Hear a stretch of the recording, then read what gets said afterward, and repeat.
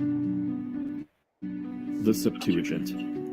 What exactly is it? Who translated it, and when? Did the early Christians use it?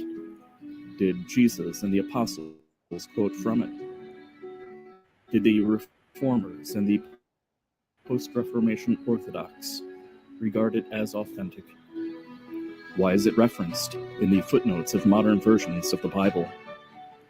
The Reformation Bible Society will be exploring and answering these questions and more at an academic symposium scheduled for August 3rd, 2024.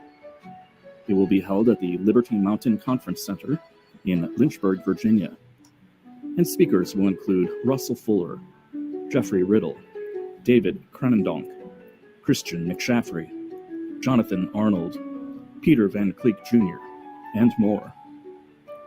A call for short papers has been issued for breakout sessions, and you can find out more or register today by visiting reformationbiblesociety.org.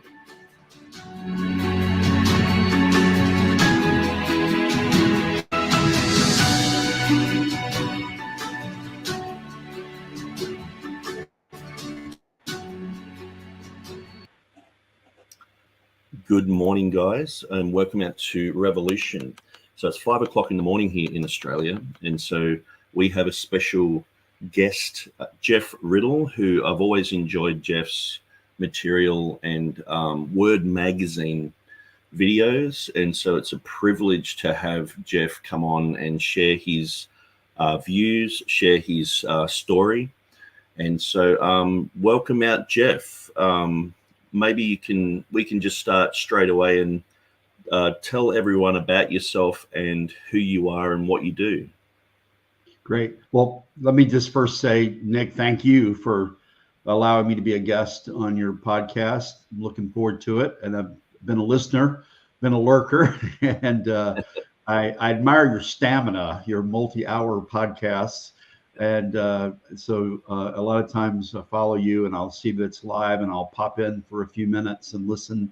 And so I appreciate you keeping current on everything and responding so quickly very often to things that come up. I'm sort of, I'm the sloth. I respond slowly, but I appreciate that. A little bit about me. I am the pastor of Christ Reformed Baptist Church in Louisa, Virginia. I've been the pastor there since 2010. I'm originally was born in South Carolina, was raised in Western North Carolina. My dad was a pastor, and actually my granddad was a pastor and a preacher, and I have a couple of uncles who are also ministers, so a lot of ministers in the family. But anyways, I went to Wake Forest University, which is in Winston-Salem, North Carolina, which I would call it a Baptist heritage school. It had started in 1834, like a lot of Christian schools that had been founded, to be a Christian witness and to train, ministers. And but currently, it's not very connected to that evangelical Baptist heritage. But anyways, I went there, did an undergraduate degree in English and religion, and never expected I would be doing a religion major when I went there, but just got fascinated with the subject as a student. And then I went to the Southern Baptist Theological Seminary, which is sort of the flagship seminary for Southern Baptists. There are 6 national seminaries, and this one is in Louisville, Kentucky. And so I went there. I did a Master of Divinity. While I was there, I got married to my college sweetheart. And so we lived in Louisville for 3 years. And then after I completed the degree, I had always wanted to serve in missions in some way. And among Southern Baptists, there was and still is, I think, a short-term missions program that was called the Journeyman Program for people who are under age 30, who had a college degree. And so we made a commitment, my wife and I, for 2 years to serve in that. And I had an interest at the time in Eastern Europe. It was right at the time communism was collapsing. This was around 1989, 1990. I'm old, Nick. So anyways, so I had an interest in that. Really thought I wanted to go to Poland. But there weren't any positions open in Poland at that time. And the first country that really opened up for Southern Baptist work to send missionaries in was Hungary. And so I went, my wife and I went to Budapest, Hungary. It was a fascinating time to be there. It was really, a time of change for that nation as they were, coming out of communism. And so I had the privilege to teach in the Hungarian Baptist Seminary, and also to teach in a small institute that existed at the time that no longer exists, that was called IBLA. It was called the International Baptist Lay Academy. And at that time, there were Southern Baptists were coordinating with other Baptists in Europe, and they were bringing lay leaders from Bulgaria and Russia and other countries into Budapest. It was easier for them to travel there. They often couldn't easily get visas to go to the West, even at that time. So that was sort of a short-term institute that, once the need had passed and governments were established, it sort of went out of existence. So while I was there, my wife and I were also members of the Kispest Baptiste de la Gazette, a Hungarian Baptist church in the Kispest, Little Pest neighborhood. And we had two good years there, thoroughly enjoyed it. And then while I was there really was when I felt the call to pastoral ministry. Even though I'd gone to seminary, I wasn't expecting that I was going to necessarily be in the pastoral ministry. And but I really felt a call to preach. I had a lot of opportunities to preach when I was there. During the summers, especially, was involved with a friend who was a seminary student. He was a student of mine, but in the summers we worked together.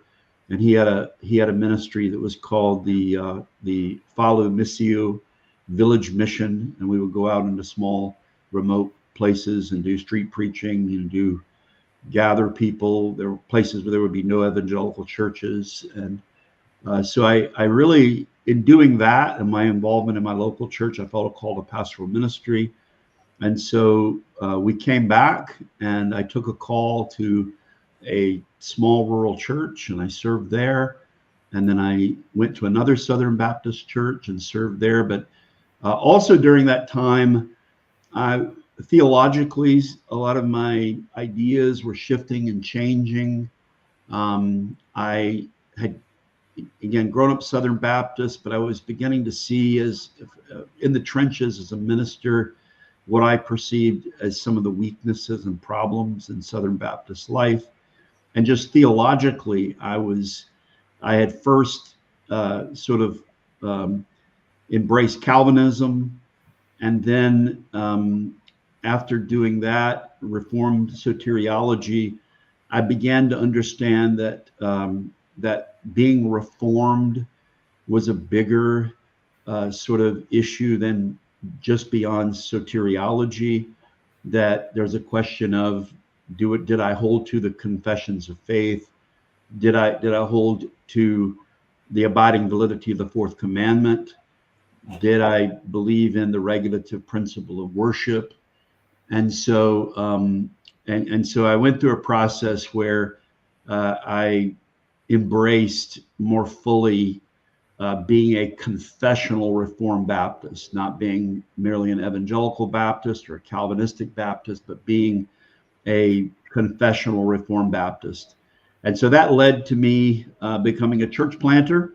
And so I planted the church that I'm a pastor of now, and I've been there for now 14 years.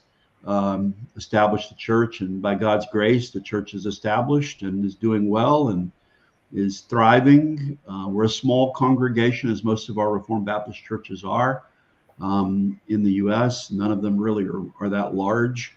We're in a Louisa is a rural county. There are only about 30,000 people, I think, live in the county. But we're sort of strategically placed between Richmond, the capital city of Virginia, and Charlottesville.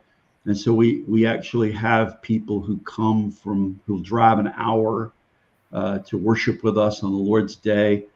I often tell people our church is not a neighborhood church. It's more like a regional church. But so anyways, I'm getting sidetracked. You asked me to tell about myself. And you do normally have a 4-hour, podcast. But anyways, so that's a little bit of my background in ministry. I should add, along the way, I have 5 children. My last year in 2023, my oldest my 2 daughters both got married, so that was a big year for us. And so I have 2 sons-in-law now in my family, and my youngest is a senior in high school this year. Will be finishing up high school and heading off to college. So my 5 children, and now my 2 sons-in-law, have been a great blessing to me, my family. So I was going to say, along the way, I also ended up doing a PhD in New Testament. Wow. And I started that when I was serving the first church that I served. When I came back from Hungary, I was interested in, biblical studies. I had been interested in it really since I was a college student. And that was in the pre-internet days. And there were no online classes. This was around I came back from Hungary in 1992. This in the early 90s. And the closest school that offered an accredited degree was Union Presbyterian Seminary, which is in Richmond. And so I ended up first of all, taking some classes there. And then eventually I ended up going ahead and doing a Doctor of Philosophy degree at Union. And so I completed that slowly. So I do have that degree, but part of my process of doing that was I realized that my calling was I didn't think that my calling was to be an academic per se, but I felt like my calling was to pastoral ministry, and that this was a part of my ministry. So that's kind of the way I approach it. I've said a lot. I think you also had asked about how I came to the text position, but maybe I should take a break there and see. I don't have any problem talking for a long time. So you tell me. Do you want me to go further? Or you want to ask something more about what I just said? Yeah. Whenever I'm talking to a pastor, usually I do a lot of nodding, and they do a lot of talking because they feel like they're in the pulpit. And it can become a monologue. Yes. But, I appreciate you recognizing that. So yeah, it would be interesting to find out how you came to the position where you would call yourself a confessional bibliologist. Okay. Yeah. How did you come to that position? Well, I sort of told this story in a little bit in a chapter that I wrote for the book that I co-edited with my friend Christian McShaffrey, Why I Preach from the Received Text, and where we had 25 ministers, officers, church officers describe why they chose to preach from the received text. And some people did sort of autobiographical articles. Other people did sort of content articles, but I did a more of an autobiographical one. And I think the title of it was Train Up a Child, there we have, thank you for putting that up. Anyways, in that article, I pointed out that as a child, I grew up in a church, a local church, a Southern Baptist church that used the King James Version. And so that was the translation of my childhood. And a lot of younger people don't realize what it was like back in that day, in the early 70s to mid 70s, where you could go to almost any church and everybody used the same translation. There wasn't the explosion of modern translations. And by the way, no one, it seems, complained about not being able to understand what the Bible says, at that time. But anyways, so I grew up using the King James Version, enjoying it. I think I said in that article, I probably, from childhood, I probably thought the Bible was originally written in English, and I would not have understood at all any of the subtleties of things. But anyways, when I went off to college, that was my first real exposure to modern translations, because the required textbook in the very first religion class I took, which was Survey of the New Testament, was the Revised Standard Version. That was the text of the Bible. And so I bought at the college bookstore a cheap copy of the RSV, and that was the first time I had used any other translation. And I read that Bible alongside of my King James Bible for a long time throughout college. And then I was still using the RSV, when I went to the Southern Baptist Theological Seminary. But then when I mentioned this in the autobiographical article, when I went as a missionary to Hungary, my mother-in-law gave me a copy of the New International Version. And so I started reading that and using that. Of course, for the 2 years I was in Hungary, I was also learning Hungarian, and I was reading from a Hungarian Bible. And so I was reading the Hungarian Bible, I was reading the NIV. And then when I came back and commenced my ministry as a pastor, I was preaching from the NIV for a long time. It's still there are a lot of verses. Sometimes when I quote a passage, it's not unusual for it to come out, as NIV / RSV / KJV. But anyways, so that was what I did. Somehow as a pastor, although I went to Southern Seminary in the time I was there is not like Southern Seminary now. I went in the pre-Al Mohler days. Roy Honeycutt was the president of the seminary. And so it was not considered really a conservative or evangelical seminary. There was a battle going on in Southern Baptist life over the theology of the denomination. And so my backdrop was in this really liberal Protestant seminary. So I wasn't taught there that when I took preaching classes, no one suggested doing expositional preaching through books of the Bible. And I often say that that I did a lot of my theological study remedially as a pastor, where I was studying on my own.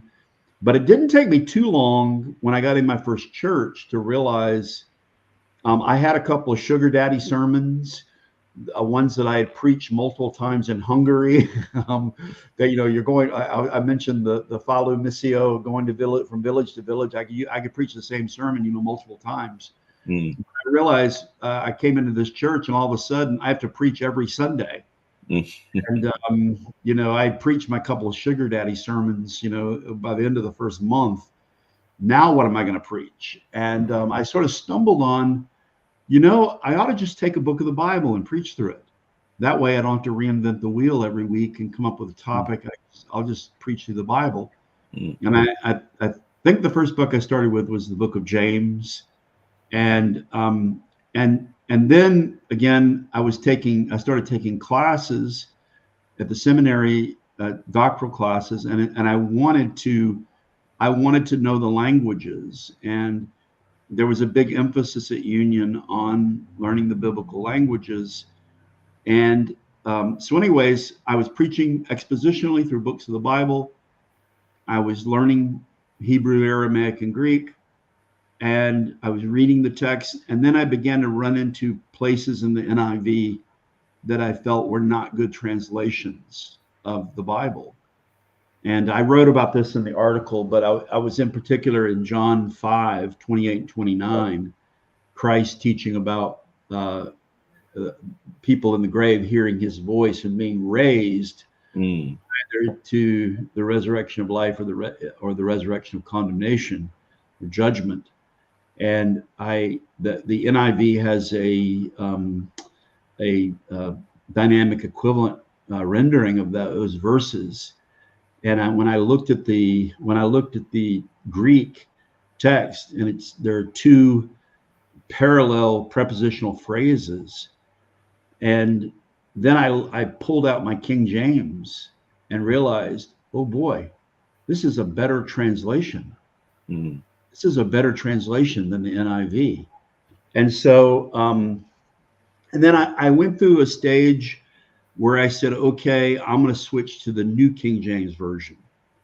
And I wrote a long paper. I haven't read it in years. I'm not even sure I still have it.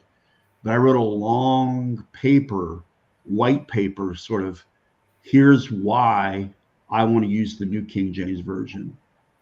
And I gave it to my church at the time to tell them I'm going to switch. I'm going to stop using the NIV, and I'm going to start using the New King James. And actually the transition went without any problem. No one was like, they were like, yeah, okay, no problem. And so anyways, so for several years I used the New King James Version, but then I began to see problems with that also. In some of the translation decisions, I was bothered by the capitalization of the pronouns. And so I finally got to a point where I said, okay, I'm going to start using the King James Version. And so my desire to switch to start using the King James Version was sort of parallel with thinking more about the text also. And I began to see problems with the modern critical text. I began to be bothered by what I was reading, what I was perceiving as problems in the modern critical text. I had taken one seminary class on text criticism as an MDiv student. I really didn't study it much as a doctoral student. But the person who had taught me at Southern, Dr. Polhill, actually, I think, had a more conservative view on the text, and he probably influenced me more than I realized. So at any rate, so I had a sort of a parallel, convictions about using the traditional text of the Bible, and also realizing there were problems with the modern translations philosophy. And I said, I remember thinking about it. I remember thinking, people are going to think that I am some kind of wild-eyed, fundamentalistic Neanderthal, that I'm just a total obscurantist in that I'm making this decision. But I really got to a point where conscientiously I couldn't continue to do what I had been doing. And I had to make a change that fit with my conscientious convictions about the text of the Bible and what is a good translation to use. And I'm so thankful I made that decision, because I just don't think that my ministry, my preaching would have been as rich and effective as I think to some degree it has been by God's grace. I know it has been for me personally, and I hope for others. So anyway, that's a little bit about how I came to these convictions. About the time, that I planted my church is when I started using the King James Version. It's been about 14 years now. Okay. that I've been using it. Yeah. And so you slid straight into Ruckmanism, as Mark Ward would say. Yes. I still don't think I've ever. I have to admit, I don't know that I've ever read anything by Ruckman. I've seen some videos. I've not read. Yeah, so I know. Yeah, the charge of being a King James Version onlyist, that term is bandied about. Interesting enough, most of the people who use it never attempt to define what they mean. And but yeah, obviously I don't consider myself to be in the Ruckmanite King James Version only camp. I have respect for the King James Version. I think it's the best English translation. And also it's just another part of it is, I guess, in my thought process as it was developing and changing, I realized what a wonderful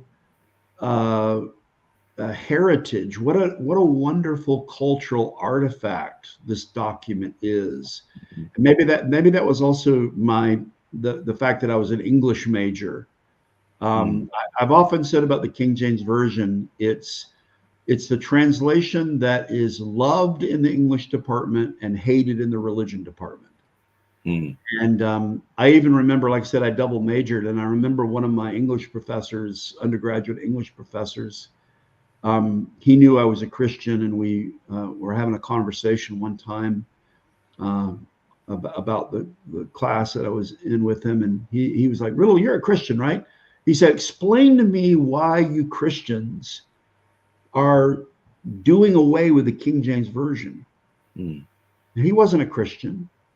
But he was like, this translation is so beautiful. It's had such an incredible impact on the English language. How can you be an educated person and not use and know the King James Version and read it? So here was this, secular, non-Christian, very erudite, professor who's asking me, the evangelical Christian, why have you Christians abandoned your Bible? And I didn't really have a good answer for him at the time. I was probably giving him the same sort of answers I had heard him in the religion department. Well, we've got better we've got better manuscripts now, and well, people can't understand this language anymore, and so it has to be, the language has to be updated so that it can be more effective. But I wonder, what he was really thinking probably when I was telling him, 19, 20-year-olds telling him that. But anyways, so it does seem like a kind of, as we're seeing in so many ways, and I'm not really that interested in politics, but what are we seeing? We're seeing attacks upon Western way of life, Western culture. And I live in a near a city. I live out in the county, but I live near Charlottesville, where we used to have these beautiful statues that of historical figures. There was a beautiful Lewis and Clark statue with Pocahontas, and that statue was torn down. There used to be a park called Lee Park with a beautiful, equestrian statue of Robert E. Lee, another one of Thomas Stonewall Jackson. But I'm not saying I'm in agreement with everything that Lee or Jackson believed. But at any rate, there's this cancel culture, and there's this idea of, we need to tear these things down. And I feel like there's some of that misguided zeal that gets aimed at the KJV as a sort of I called it a literary monument. And it gets down. I've seen for some people, real almost disdain for it. It's visceral sometimes, the response. And I think we see that I've noticed it and seen it, especially with people who are coming out of IFB backgrounds. I didn't come out of an IFB background. I didn't grow up in an independent fundamental Baptist life. I came out, like I said, more out of traditional Southern Baptist life.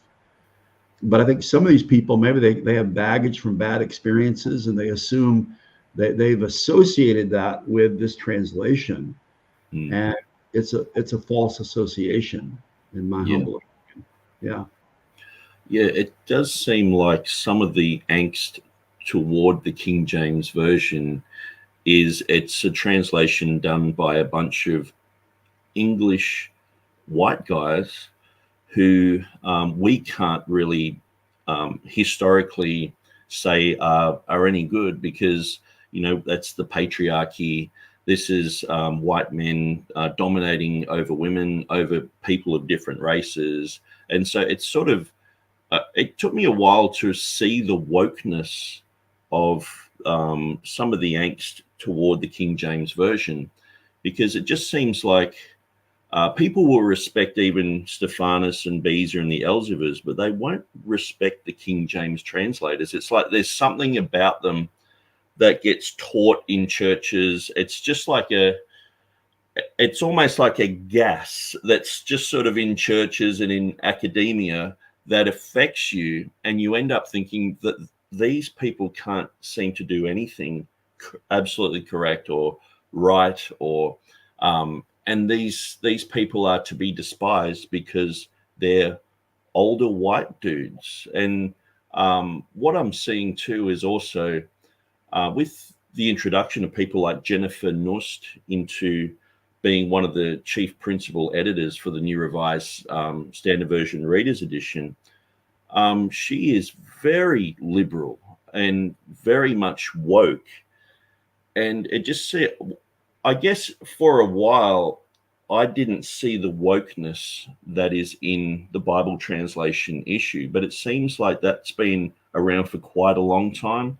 The changing of anthropos. Sometimes anthropos can be a little bit tricky in the King James, but at times just saying, you know, a man, when they're using the pronoun issue, and that seems to become a huge issue in society. But it's quite interesting to see this attack from a perspective where we're looking for evidence for wokeness. We can see it in the Bible translation issues. Have you had the same understanding of that? I know Robert Truelove talks a bit about the pronouns and how they've affected Bible translation and society.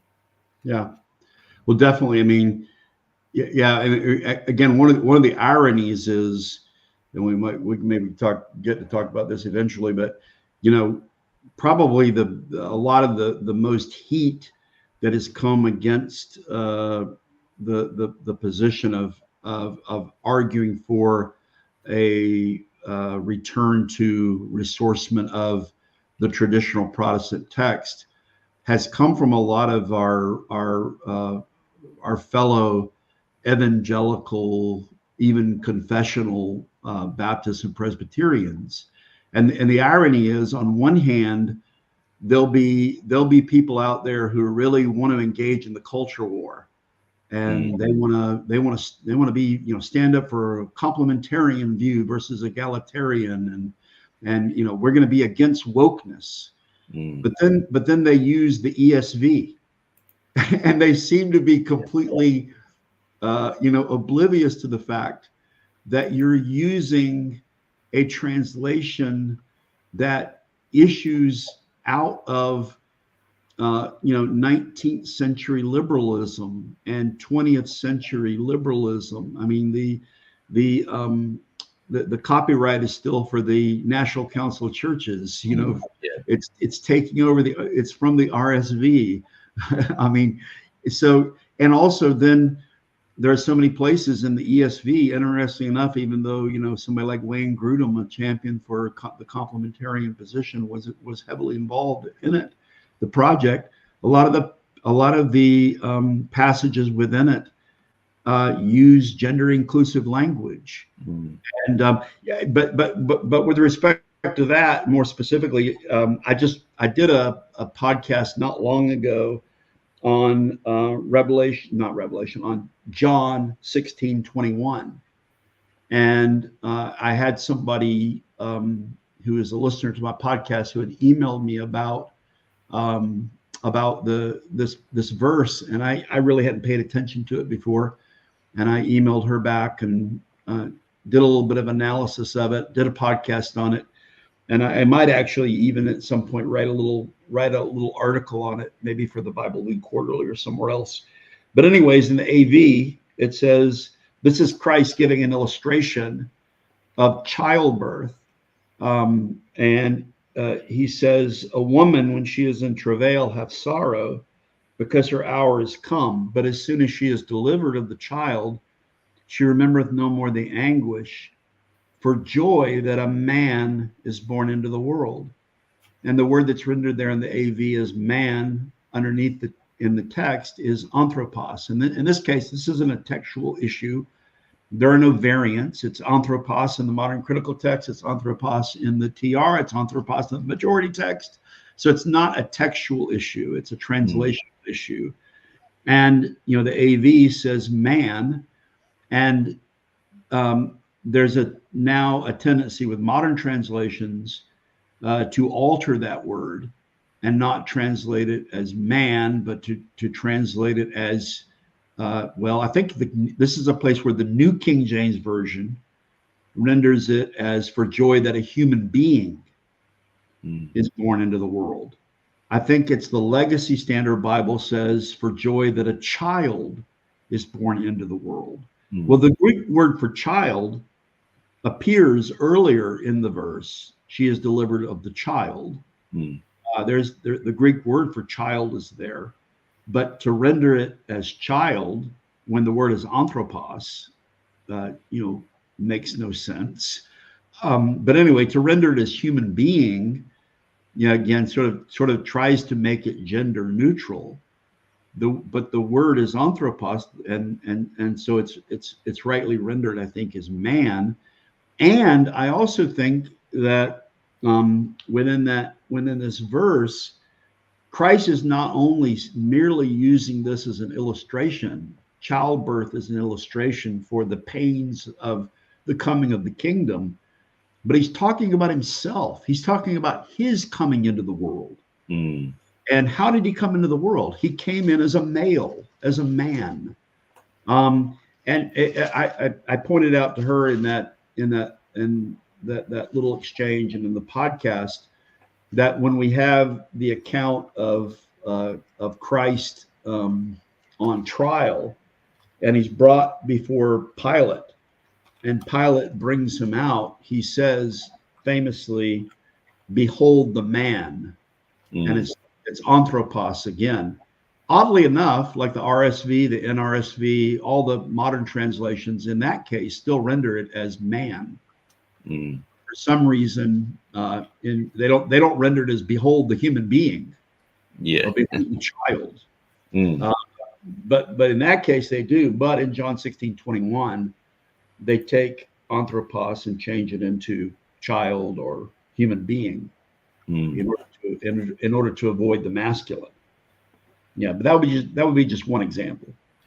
Yeah, it's very interesting that someone like Jennifer Knust and even like Tommy Wasserman, I found a post, or it was a thread on Bart Ehrman's Facebook, and he said that Tommy Wasserman said, I too don't believe in a literal hell.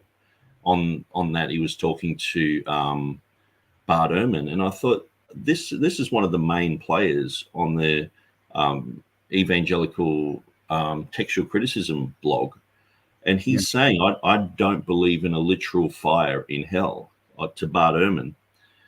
It's interesting that he freely admitted that to Bart, like as if it's a virtue signaling sort of thing, but he probably wouldn't admit that freely to conservatives. I'm not. I don't know about it. That's new to me. I didn't know that. It doesn't particularly surprise me. One of the things I might say is, I had the opportunity to meet Tommy Wasserman in person a couple of years ago, and Jennifer Knust. actually at Wow. the same time. There was a conference that was held at Southeastern Baptist Theological Seminary, and it was on the woman taken in adultery. And Tommy Wasserman was one of the speakers. Jennifer Knust was one of the speakers. A guy named David Punch was there as a speaker. Maurice Robinson was there, and David Allen Black was sort of the moderator. And oddly enough, James Snap was also there. So James Snap and I, that's first time I met James Snap in person. We were both there. We weren't on the program. We were just we just were attending. And that was before I started my podcast or anything. I hadn't done a lot of work on it, but I went because I was interested. I wanted to see what they were going to say about the woman taken in adultery. And in that symposium, Maurice Robinson and David Punch were defending the authenticity of the woman taken in adultery, and Tommy Wasserman and Jennifer Knust, and there was a third fellow, and Chris Keith was they were presenting basically the mainstream modern critical text viewpoint.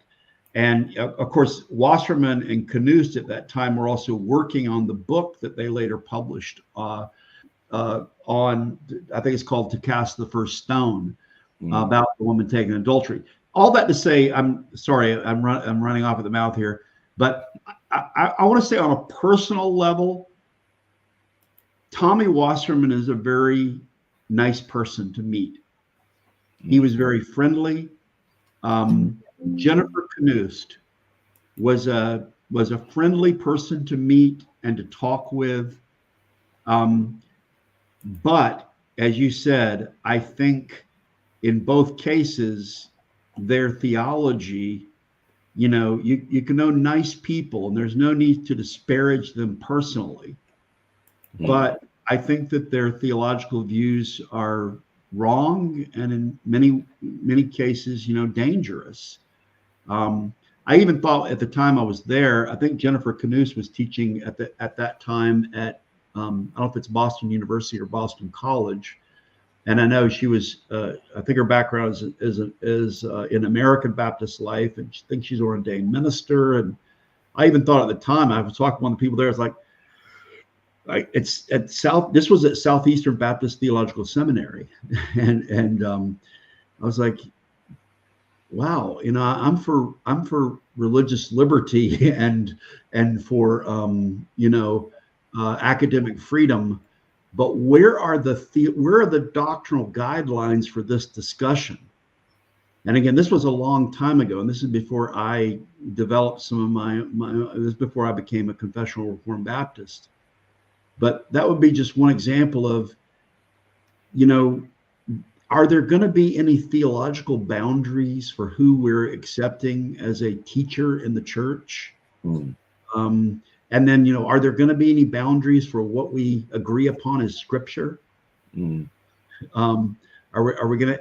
It was so funny though. At the end of that conference, there were a lot of Southeastern students who were there. Good number. Wasn't a huge attended conference, but so. Basically, I mean, the table was slanted. They had 3 speakers in favor of it not the woman taken in adultery not being original, and only 2 speakers in favor of it being original. So it was 3-2. But they took a straw poll at the end of the conference. How many of you believe John 7:53 through 8:11 is part of Scripture? And I would say probably 75 to 80% of the people in the room said, "I believe it is." Wow. And I remember a lot. I remember the people on the panel were sort of like dismayed. Wow, we've given you all this evidence. Can't you people understand that John 7:53, 8:11 is an early interpolation into the Greek text from the Latin? And I sort of feel that way with when we go into the church and people stand before people in the pew and tell them, oh, well, Mark 16:9 through 20, that's actually not really in the Bible. They wonder why. Can't you people get it? Can't you people get all this wisdom we're bringing to you? Yeah, it's interesting. I was watching an interview with Jennifer Knust by Bart Ehrman, and she seemed quite dismayed that that Arsenokoitai was still translated as homosexual in 1 Corinthians chapter 6, where that seems to be her pet little verse that she wants to change and eliminate, because she doesn't believe that homosexuality is even mentioned or alluded to in the whole Bible. And so being an advocate for the LBGT community, she's trying to get rid of this type of stigma in Scripture. But she was very dismayed that she got voted out, even by the liberal scholars on the New Revised Standard Reader's Edition, that she got voted out. But just moving on from there. One quick follow-up on that. I saw just this morning, I was just trying to look real quick on my Twitter to see. I saw something that was a little bit disconcerting, a lot kind of along those lines. Let me see if I can find it here. I noticed. Do you know the name Richard B. Hayes? No, I haven't heard of that one. He was a professor at Duke Divinity School. He's a mainline Protestant scholar, but he had written a book back 30 years ago, I guess, about 30 years ago, on Christian ethics. And he had argued in that book that homosexual practice was not approved in the early church. Kind of duh, but he took a lot of grief for that. And so he was in a mainline, liberal seminary, and all of his, work has been in mainstream academy. But anyways, it's been one of the go-to books. But I saw that I saw several people tweeting about the fact that he's now coming out with a new book that he co-wrote with his son, who is an Old Testament professor now at Fuller Theological Seminary in California. And the title of the book is The Widening of God's Mercy. And so apparently Richard B. Hayes, whose work has been a helpful work for 30 plus years, from a credentialed scholar that people in the academy respect, but now he's apparently capitulating in this new book. The subtitle of that book is The Widening of God's Mercy, Sexuality Within the Biblical Story, again co-written with his son Christopher B. Hayes. And one of the people who tweeted this out made the point. I'm just looking at my own Twitter, that Robert Gagnon, who's also written well about this issue, he said, this will likely lead to an acceleration of evangelical capitulation on the scriptures and Jesus's male-female foundation for sexual ethics. It will also likely signal Fuller Seminary's capitulation on sexual ethics. And so, we've seen a lot of capitulation already. We're likely to see more. And maybe next time when they work on the next revision of the New Revised Standard Version, which undoubtedly they will have a new one. Who knows how long it'll take, maybe a decade. I think it's probably only a matter of time before Knust's position will win the day. She probably had a few older holdouts on that committee. Does that make sense? Yeah, that's really good. And I really appreciate, like, a lot of the time I'll just see something on the surface and point it out, but you've really done quite a lot of homework and been influenced and by deeper theological understanding. And so that's why I really enjoy listening to yourself. And I was really glad when you and Robert Truelove did that conference that you did a few years back. That really, I guess in a way, it led me in a different direction. And it also helped me to understand the unity of the text and canon. That was something I'd sort of, it had come out of my mouth, but I couldn't put it into its framework that you and Robert Truelove did in that conference. It really solidified for me that it's one holistic text. The canon and text are inseparable, and I really enjoyed those sermons. It was sort of a highlight for me because I'm often looking for material to defend the King James and the Textus Receptus. And sometimes I can be the type of guy who gets caught up in the minutiae of looking at Revelation 16:5 or Ephesians 3:9 and these tiny little specks. But it's good to hear an overview, and especially from a TR defense perspective. But just on the woman caught in adultery. So you had a debate with Stephen Boyce a few years ago on the woman caught in adultery. And then you debated a popular internet apologist who I better not mention his name, or else this podcast will become a lightning rod for someone's angst for the next year. You did 2 debates with him, with James White, dare I mention the name, on Ephesians 3:9 and Mark 16. Can you tell us a little bit about those debates, and also how you prepare for those debates? Yeah, thanks for the question. Like I was going to say, I think the first time, Nick, I heard about you was when that same unnamed popular internet apologist attacked you while he was doing a class at for one of the Reformed Baptist seminaries, and he spent a whole class attacking you without naming you.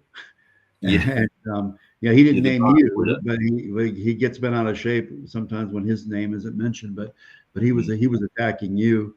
And I think that was the first time you showed up on my radar screen, and then I read, and maybe some of that was about Revelation 16:5. Anyways, but the background for that, we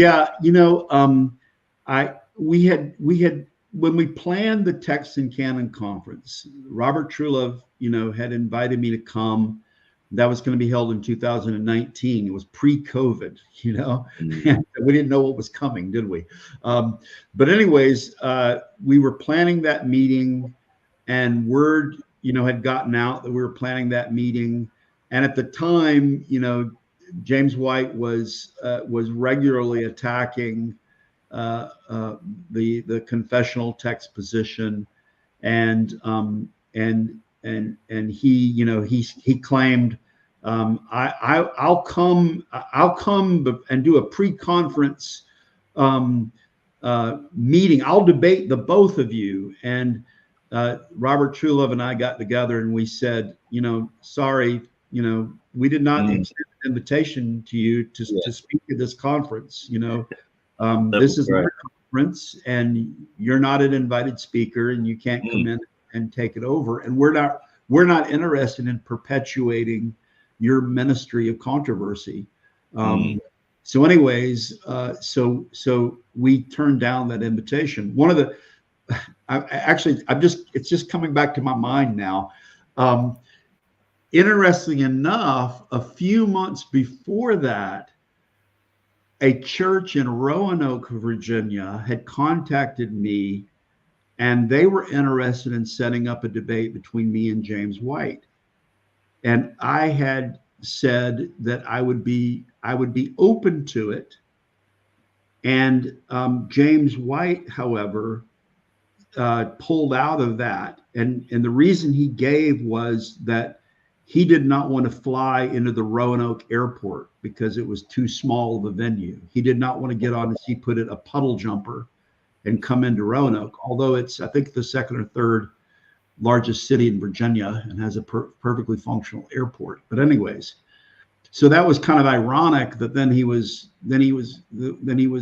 coming on his dividing line program and saying he wanted to come to Atlanta and debate us, with one arm tied behind his back or something. So But we said, no, this is the purpose of this conference is not, to have a debate with you. The purpose of this conference is more positive, to talk about the confessional text view. So anyways, ever since that happened, I guess, whenever that was, there had been some back and forth, and there had been some talk about doing a debate. And then there's a fellow who had contacted me, and he has, he has this apologetics ministry called Explain Apologetics. And he, at the time, I'm not sure what he's doing now, he was a doctoral student in apologetics at Southwestern Baptist Theological Seminary in Dallas, Texas. And so he got in touch and said, I'd like to see you and James White have a debate. Would you be open to doing that? And when was that? I'm trying to remember now. Was it in 2020? So the pandemic was on. And so anyways, I said, well, I'm open to it. And he got in touch with James White, and he said, he was sort of the go-between. And so we started sort of negotiating. Well, what would we debate about? And I suggested, let's do Mark 16:9 through 20. Because I didn't think that James White had ever really addressed it. He never had a debate on it. He'd never written on it. Other than talking about it a few times on podcasts, he had never really done anything on it. And I always refer to Mark 16:9 through 20 as a slam dunk for the confessional text position. I mean, there are only 2 early manuscripts that don't have Mark 16:9 through 20. And it's cited in the Church Fathers. It's cited by Justin Martyr in 165. It's cited by Irenaeus of Lyon in 180. So for me, it's in 99.9% of the manuscripts. Why is it not in? Why are there brackets around it in modern translations? Why all the doubt cast on it? So, anyways, but then he said no, he didn't want to debate that. He did not want to debate Mark 16:9 through 20. So I think if you went back and you looked at my Word Magazine podcasts, I think I did at least one podcast around that time that was titled, "Why Doesn't James White Want to Debate Mark 16:9 through 20?" So it finally came down to it. Maybe I'm telling you more than you want to hear. It finally came down to it. The brother from Explain Apologetics said, how about this? James White is willing to debate Mark 16:9 through 20 if you're willing to debate a passage he would choose. And I said, okay, you got a deal. If he'll do the debate on Mark 16:9 through 20, I will defend any other passage in the New Testament from the received text. And he chose Ephesians 3:9. Now, to me, that seems like a strange choice. Honestly, I think there are other passages that are actually truly more difficult to defend. But then Ephesians 3:9. But that's what he chose. And so I chose Mark 16:9 through 20. He chose Ephesians 3:9. We did the debate over 2 days. I think it was a Friday night. We did the Mark 16:9 through 20, and then Saturday morning we did the Ephesians 3:9. And so, how did I prepare for that? We set the date a couple months ahead. I had already done quite a bit of work on Mark 16:9 through 20. I had already, by that time, I had published a scholarly article on it. It was in the Puritan Reformed Journal. That was called "The Ending of Mark as a Canonical Crisis." So I already had a lot of information that I gained about that passage. I probably had to do a little bit more work on Ephesians 3:9. And now that I think about it, I know why he chose Ephesians 3:9, because there was also another, at that time, he and I were having some back and forths. Of course, I mean, it's David and Goliath, because I have a handful of followers. He has, tens of thousands, hundreds of thousands of very adamant followers. And we had done some online back and forth about Ephesians 3:9. And so he wanted to do that. So I had done some preparation in some of the blog articles I had written. So anyways, I did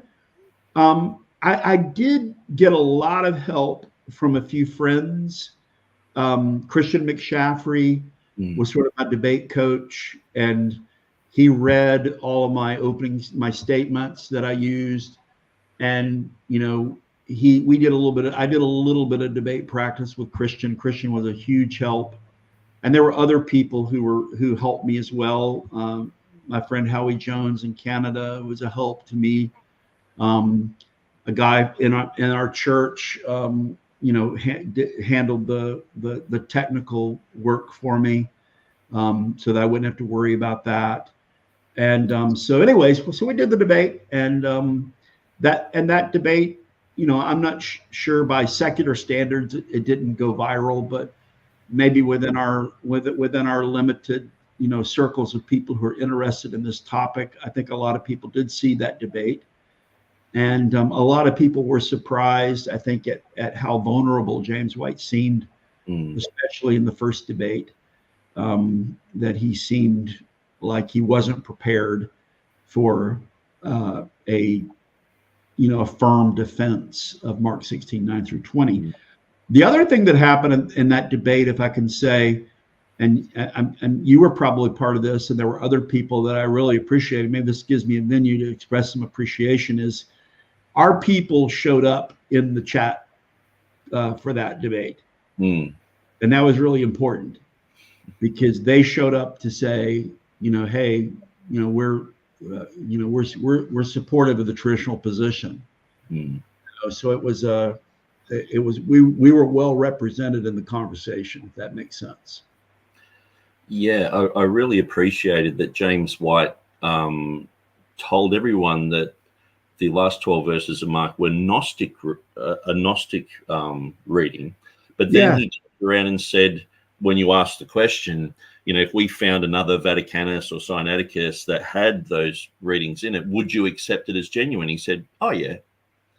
And I thought that just explained the critical text position beautifully, in a sense where they are willing to accept readings that go against their Christianity, that they say are Gnostic, and Peter Gurry says they're apocryphal, but they're willing to accept it if they find another manuscript somewhere. And so I thought that was gold for the Textus Receptus community and for defense of the TR. Yeah, you could have knocked me over with a feather, actually, with that, because I was setting him up for, this is what I thought. I was thinking, Bart Ehrman's famous work, The Orthodox Corruption of Scripture. I was setting him up for. I think I asked him, do you think that Mark 16:9-20 is orthodox?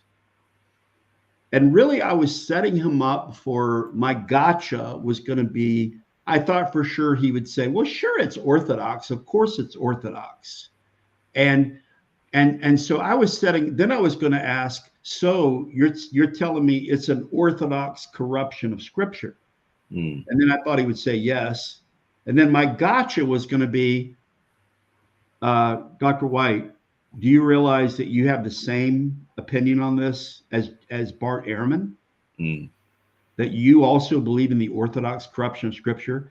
To my great surprise, though, when I asked him, do you think this is orthodox? He said, no. This is an unorthodox corruption that somehow is in the vast majority of extant manuscripts used all over the Christian world for the longest period of Christian history. God allowed an unorthodox corruption to come into our Bibles, to be preached from the pulpits, to be preached by every well-known pastor for 1900 years. God allowed that. So I think a lot of people were shocked. And I think I don't know, I don't know if he would ever go back on that. I think once he realized the implications of it. The other thing that came out, and I think it was in the second debate that was surprising for many people, and it's another one that he sort of walked into, and I think ever since then I've heard him trying to walk it back, was I asked him the question, can you name one verse in the Bible that you think will not change? Can you give me one verse that will not change based on discoveries in the Sinai desert or changes in the algorithms that come out of Münster, Germany, and I sort of pressed him on it, and he never could name, a single verse, not even John 3:16. And I think that was one of the most telling moments as well. And I know Peter Van Cleek, pressed him on that, asked the same question in the debate that they had. And I think we saw there, that's one of their most vulnerable points, is they have to concede in the end that the Bibles they have are only provisional, and that according to their methodology, any part of Scripture can be open to be altered or changed in the future.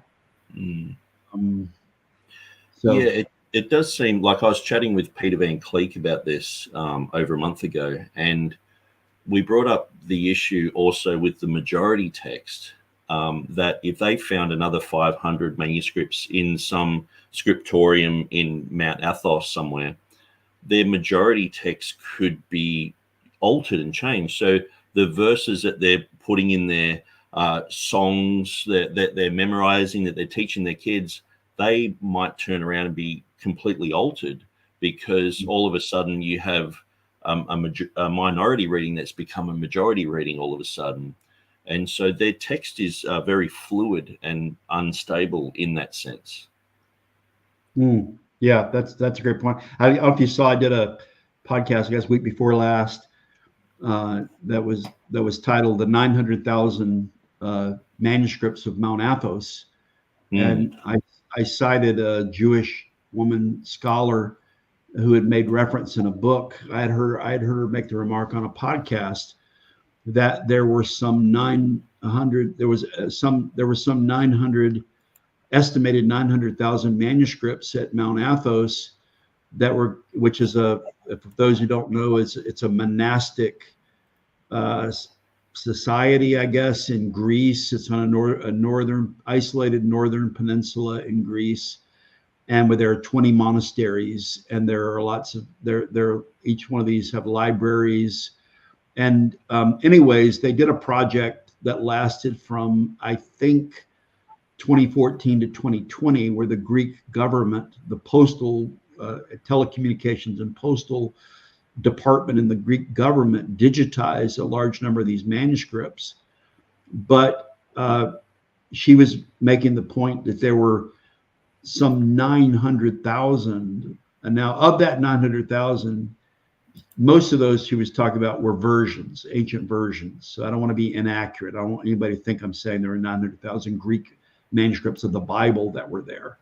But I was just pointing out that in the end, we don't know how many extant manuscripts there are. And in that book, she talks not only about Mount Athos, but she talks about the fact that there are hundreds of churches and monasteries in Ethiopia, and also where there's been, Christianity has been around for a long time in Ethiopia, and I think probably there's an Orthodox church there that's the predominant religion in Ethiopia. And then also she was talking about a lot of Slavonic libraries in Russia that haven't yet been explored. The manuscripts haven't been digitized. So it's not a pipe dream to think that there could be uncovered large caches of manuscripts, but it just opens up. And again, I don't want to oversell that, because I'm not saying there are 900,000 biblical manuscripts at Mount Athos. But I'm just making the point that nobody really knows how many there are there. And I see it as an Achilles heel for the eclectic method, the modern eclectic method, because it's based on the assumption that the extant manuscripts we have access to now are definitive for what the text is. And again, according to their own methodology, they have to be open to changing the Bible based on the empirical finds that they have. So anyways, yeah, I think it's a weakness of their position. Yeah, absolutely. And I want to talk about another, I guess, viral within our community. Can seem like a storm in a teacup, but this became quite popular when you chatted with James Snap Jr. and Peter Gurry, and they joined forces. And I really felt it was quite unfair to have 2 against 1 on that program. But this was on Josh Gibbs's YouTube channel, and they were pressing you to defend what they thought was kept pure in all ages, and they were sort of redefining it, because you have your own unique understanding of what that means, and they had their own understanding and were sort of projecting that onto you and saying, well, it's impossible that these words have been kept pure throughout all the ages. Can you explain that particular encounter, and also tell us about the pure words position that you have, and maybe elaborate on some of the differences between like the labels, TR only, confessional bibliology, ecclesiastical text, these type of things. Can you elaborate on those as well? Yeah. Well, just for the specifics on that in that conversation, I'm trying to remember when that was. Yeah, there were. But as I said, there were some things where it just that podcast, it just sort of went off the rails because Josh didn't moderate it. We were supposed to be following a format where one person spoke for a certain amount of time, another person spoke, and what it turned into was he just let it be a free for all, and also, one of the things that stood out in that meeting was James Snap. I appreciate James Snap, and I love the fact that James Snap doesn't have a credentialed PhD from Edinburgh or from Oxford or Cambridge, but he often knows more about the nuts and bolts of physical manuscripts than anybody else. And I love that he is autodidact in his study and knowledge. I appreciate that a lot. But James Snap is coming out of the Restorationist movement. He has been a pastor of a Christian church, churches. That's all right. We're going to pick up where we. Oops. So at any rate, he is a Campbellite.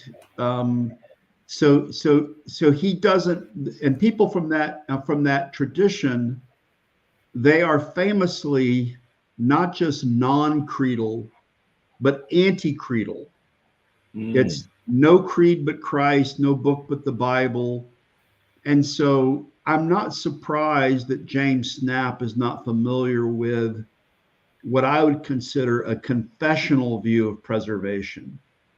And then Peter Gurry, on the other hand, I would describe Peter Gurry as a broad evangelical. So he's a broad evangelical. He doesn't hold to one of the classic Protestant confessions of faith. And so I think that part of the conversation might have been missed by a lot of people, but I actually spoke about it at the beginning. And I said, I'm here representing a position that's very different confessionally from James Snap. Representing a position that's very different confessionally from Peter Gurry. And I made it plain, but I'm not sure how well that might have been understood or perceived. But in the Second London Baptist Confession of Faith, chapter 1, paragraph 8, there is an articulation of what I think is a classic Protestant Orthodox understanding of the doctrine of the inspiration of Scripture, that the Bible's been immediately inspired in the original Hebrew for the Old Testament and Greek for the New Testament. And it has been, by God's singular care and providence, kept pure in all ages. And then I would add, well, what did people mean by that?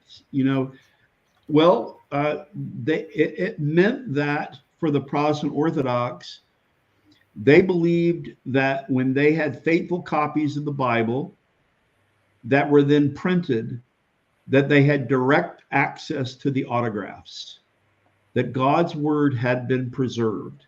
They were not attempting to reconstruct it. They possessed it. And so there have been people who have written about this. Richard Brash, who doesn't hold my position, who is a scholar, has written on this and basically articulated that, yes, this was the view of the Protestant Orthodox. He would say, I don't personally agree with it, but yeah, this is what Francis Turretin believed. This is what John Owen believed. This is what the framers of the Westminster Confession of Faith believed, that they believed that God had kept the word pure, and they had it in their time. They weren't attempting to reconstruct it. They had it. They possessed it. Mm. So I was coming at it from that perspective. And so when they ask me every time, what about this passage? How do we figure out what this passage is? My answer would be, well, it's what's in the received text. It's what's in the classic, Protestant text, the Masoretic text of the Hebrew Old Testament, the received text of the Greek New Testament. But what about this passage? And what about these manuscripts? And what about this reconstruction? And I just kept giving the same answer over and over again. And I kept trying to say, my bibliology is not dependent upon a modern reconstruction method. Mm. I believe in the special providence of God's word. And so I think that's part of how things sort of, went off the rails in that conversation. Then you asked me another part of this question. I don't know, it was about defining different, how would we define different people that might be co-belligerents in defending the traditional text, but might have slightly different views on things? Is that? The difference between like the ecclesiastical text label, confessional bibliology, TR only. We've sort of touched a little bit on KJV only, which everyone seems to get the hat whenever you jump into this arena. Yeah. But yeah, more specifically, the confessional text view, or what do you label yourself as, and why? Well, I would label myself. I don't know. I don't want to claim too much for myself, but I think I coined the term confessional text and confessional bibliology. And I came up with that because what I was seeing was that I think it reflects the views of the framers of the classic Protestant English confessions of faith, meaning the Westminster Confession of Faith and the Second London Baptist Confession of Faith, and the Savoy Declaration, which was the very similar confession of faith of the English Congregationalists. So I said it's the confessional text because it's reflected in the writers of the confession. So they do things like when they quote proof texts, they cite 1 John 5:7 as a proof text. Mm. They cite Mark 16:15 as a proof text on baptism. They have the received text as the text they use. And as far as a historical theologian who's written about this, Richard Muller, who's one of the foremost interpreters of the post-Reformation era, has similarly defined things in his dictionary of Greek and Latin and Greek theological terms. If you look at the entry on Textus Receptus, basically the received text was the text of the Protestant Orthodox. So I use that term confessional text, confessional bibliology, and I know some people have grabbed that term and run with it. I know there's a confessional bibliology Facebook group and website. And by the way, for people who don't know, I'm not involved with either of those. I'm not on Facebook. I'm not involved with the confessional bibliology Facebook group. I'm happy. I did give permission on the website for them to put up any of my, anything I put up from my podcast or from my blog. It's obviously it's public domain. Anybody can link to it. to discuss it, but I don't have any formal connection with either of those, either the Facebook group or the website. But anyways, so I have taken referring to my view as confessional text. More recently, I've picked up a term that was used by Bishop Thompson in the 20th century, who used to be the editor of the Bible League Quarterly. As I read through a book of his collected essays, he kept calling it the Reformation text. And I really like that also. And so sometimes I've used interchangeably the confessional text, the Reformation text, the traditional text. Those are the terms that I'm more likely to use. One of the things I would say about this also is I want to take a whole Bible approach. So I don't want to just talk about the New Testament. I want to talk about the Old Testament and the New Testament, because the Old Testament is just as much a part of God's word, and they're the same issues related to it. And so to say TR only, that's not a term I've ever used, and that would only address the New Testament. So I would prefer to talk about the confessional text, Old and New Testament, the Reformation text, Old and New Testament, the traditional text, or the traditional Protestant text. Of course, there have been, our opponents have taken up at calling it TR onlyism. And of course, they think that scores rhetorical points because anything that has onlyism connected to it, they want to tie it to King James Version onlyism, subtly tie it to that. I mean, on one hand, I would say, I don't care. Okay, call me TR only if you want, but that's not what I call myself. The funny thing is, some of those people who do that, they would be up in arms to say, you should be charitable to all people. How can you not be charitable? Why couldn't you call James White, Dr. White, during your debate or whatever? Couldn't you be more charitable? But then those same people will have no qualms at all, apparently, about referring to our position as King James Version onlyism or TR onlyism, even though that's not the terms that we use. Again, I don't have anything against if somebody wants to use the term TR onlyism. I mean, sometimes, we tongue-in-cheek say that the people who support the modern critical text are modern critical text onlyists or ESV onlyists or whatever. So the term ecclesiastical text is not one that I have used a lot. That term is associated primarily with Theodore Letus. Yeah. And I'm very appreciative of Theodore Letus's work. Followed in the wake of Hills and was a great admirer of Hills. And he was a voice crying in the wilderness in his day. He was someone who had, proper academic credentials and was a voice crying in the wilderness defending the traditional text. And he preferred to call it the ecclesiastical text. So, but again, my go-to terms are confessional text, Reformation text, traditional Protestant text.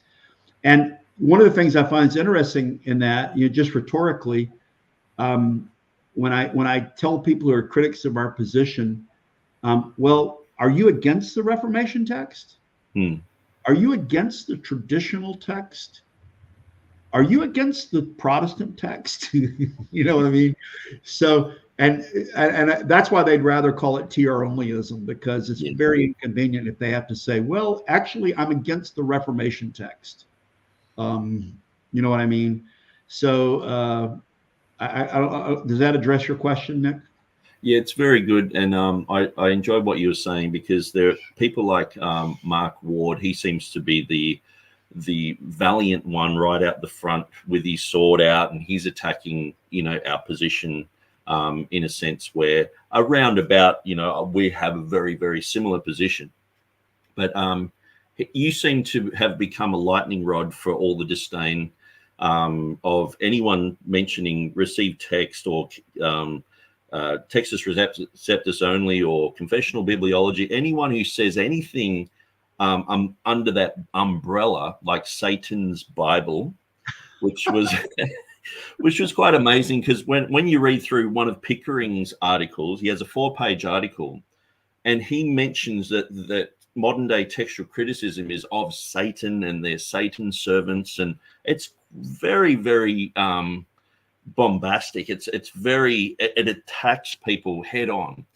But a lot of people have mentioned that Satan's Bible was mentioned in the received text defense book that you oversaw with Christian McShaffrey. Mm-hmm. And Mark Ward, continues to sort of label everyone in this domain as Ruckmanites. We get the Ruckmanite hat, the Gale Rippling T-shirt, and we apparently have to wear these because. But Mark Ward recently apologized for calling us all KJV onlyists, but then he doesn't mind calling us all Ruckmanites, which is quite amazing. But so I'm sort of saying all this just to ask, obviously Mark Ward is asking a question over and over and over and over again. Which TR do we go to? Yeah. Well, it's interesting. I've thought about doing some responses to the latest flurry of things that came from Mark Ward, which is funny because, well over a year ago, he said, "It sufficeth me. I'm not going to talk to these confessional bibliology people anymore." And then he turns around and he also said, "I'm not going to call them King James Version onlyists anymore." And then he does the interview with Maurice Robinson that's labeled, against King James Version onlyists, where the discussion isn't about people. I mean, my view is that term would be King James Version only would be people who believe that you should only talk about the English translation and you give no credence at all to the Hebrew or Greek text. That would seem to be what, by definition, King James Version only would mean. You'd only be talking about the King James Version, but that's not what that wasn't what was talked about in that podcast. What was talked about in that podcast were people who believed in the traditional Hebrew and Greek text and translations based upon it. So, and then also, I think it was just dishonorable the way he attacked that one article that appeared in our anthology and misrepresented it. And I probably should have done or said more. I've had the idea in the back of my mind that I would do a review of that chapter, because actually, if you actually read the chapter, although the rhetoric is forceful, there are also many parts of it that are friendly, and so I don't think it was very fair at all. And I was just, I had the idea in the back of my mind, the Lord Jesus himself in Matthew 16 said to Peter, "Get thee behind me, Satan." Was Christ saying that Peter was Satan? Of course not. Christ was using inspired rhetoric to say that when you savor the things that are of men and not the things of God, you are in league with opposing Christ. You are antichrist. You are doing something that is satanic. Well, Mark Ward is more pious than our Lord, because apparently he has to clutch his pearls if anybody says this is Satan's Bible. So, anyways, I thought it was dishonorable. But back to your question. Sorry. The question, the old witch TR. Yeah. We're hearing this again and again. I really think that I tried to address this in one of the talks that I gave at the Kept Pure at All Ages conference. I think it was the 2022 conference, that I went through Mark Ward's article that was in the Detroit Baptist Theological Journal.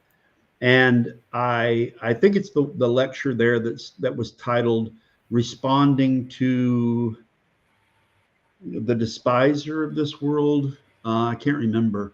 But anyway, so I addressed that question. I went through it. One thing I pointed out was actually when, which Textus Receptus. So I responded to that in that lecture in 2022. I went through the article and I responded to it point by point. And one of the things I pointed out is that I think that is not, I think this which TR question is a disingenuous question, because Mark Ward himself in this article at one point says, as far as I know, everybody who is in support of the use of the Textus Receptus uses Scrivener's TR that is kept in print by the Trinitarian Bible Society. So essentially, he answered his own question. Yeah. On a practical level, everyone who supports the TR uses Scrivener's edition that is kept in print by the Trinitarian Bible Society. So on a practical level, which TR? Scrivener's TR. That's the one that on a practical level that is used. However, we do acknowledge, and again, this is something that people act as though you never thought about this. There are differences in some of the printed editions of the TR. Oh, wow, we never heard of that before. Oh, boy, that's something. Boy, you got us. Guilty. You got us. Of course, we know that. And I did a podcast some long time back where I went through the statement on Holy Scripture that's held by the Trinitarian Bible Society, with which I'm in a general agreement. And it talks there about, we acknowledge that there are differences in the printed editions of the TR. I did a blog post and a podcast where I said, there are some differences in the printed editions of the TR. And then I talked about, in some cases there would be places where we can look at these differences, we can evaluate them. And I suggested in that lecture that I did in 2022 that there might be some cases where someone could hold to the confessional text and they would say, at this verse, it could be this reading or it could be that one, but it's one or the other. And I said, you could have a person who would say, I accept everything that's in Scrivener's. You could say someone who says, I accept everything that's in Scrivener's, but I recognize there might be a few minor places where it could be this reading or that reading. And I think all those positions could be safely under the umbrella of confessional bibliology or the Reformation text. But I said that to say that is in any way similar to modern textual criticism is completely ridiculous. Yeah. There's no one-to-one comparison to saying there are minor differences in the family of the printed TRs and what's happening in modern textual criticism. Because let's go back to James White. Can you name me one verse in the Bible that is stable, that will not be changed, could not ever be changed based on discoveries in the Judean desert or changes in the algorithms that come out of Munster? In no way is saying that there are some minor differences in the family of the printed editions of the TR, and that those minor differences are the same as the methodology of modern eclecticism. It's just an irrational comparison. Yet there are people who think that they're gaining some kind of points by pointing out these types of minor differences. And there's also the whole thing, which I've dealt with this because I made the statement one time, all the copies of the TR have the doxology, the Lord's Prayer. All of them have the woman taken in adultery. All of them have the traditional ending of Mark. And of course, then one of those great defenders of the truth, had to say, well, wait a second, the complutensian polyglot doesn't have the doxology. And of course, I had said, well, if you read actually what I said we should use as our standard the mature Protestant printed editions of the TR. The complutensian polyglot was I would call it an early printed edition of the Greek New Testament, but it was never accepted as a Protestant standard. It was used by the editors, Stephanus and Beza and others, but it was never looked at as a Protestant standard. I mean, it was what put together in 1514. The term Textus Receptus isn't coined until the Elzevirs in the early 17th century. So, but the funny thing is, there will be evangelicals who will want to focus on this witch TR issue and question and raise it over and over again like it's some kind of silver bullet to kill confessional bibliology. But they seem to have no interest at all in looking at what's happening with the modern critical text. They seem to have no interest at all in looking at the fact that the goal of restoring or reconstructing the original has been abandoned by modern textual criticism. It's no longer important to them. The best they say they can do is reconstruct the Ausgangs text, and somehow they want to say that that differences in the printed editions of the TR, which are minor, are the same as a completely open text that we don't know what it is, or as Daniel Wallace famously said, if we had it, we wouldn't know what it is. At any rate, sorry, that's a long answer to your question. No, it was very interesting. And my next question, and I think after this question, we might actually go to some questions by the audience, because we will be coming up to, I guess it's 5 o'clock your time, and I know you've got another appointment after this. And so I just want to look at Edward Hill's quote here. So Edward Hill's, this is in David Cloud's book, and he says, Hills presented an excellent overview of the history of the received text, including a description of the various editions of the TR, which were published from Erasmus to the Elzevirs. Hills also pointed out that the King James Bible represents a unique form of the received text, and he believed it was this precise form which should be followed. And so this is quoting Hills. The King James Version ought to be regarded not merely as a translation of the Textus Receptus, but also as an independent variety of the Textus Receptus. But what do we do in those few places in which the several editions of the Textus Receptus disagree with one another? Which text do we follow? The answer to this question is easy. We are guided by the common faith. Hence, we favor that form of the Textus Receptus upon which, more than any other, God, working providentially, has placed the stamp of his approval, namely the King James Version, or more precisely, the Greek text underlying the King James Version. So that's Hill's. It's sort of like two quotations that he made, but it's sort of, it's condensed just to make it easier to understand that. So what are your thoughts on Hill's quotation there? Yeah, well, couple thoughts on it, and I've seen it before, and so I'm aware of this quotation. Read obviously through his book a couple times. What I would say is that certainly anyone who is doing study of the text of the Bible recognizes the value of versions or translations. So, usually we're talking about ancient translations. So, people are interested in looking and seeing, what was the Peshitta Syriac? What was the Latin Vulgate?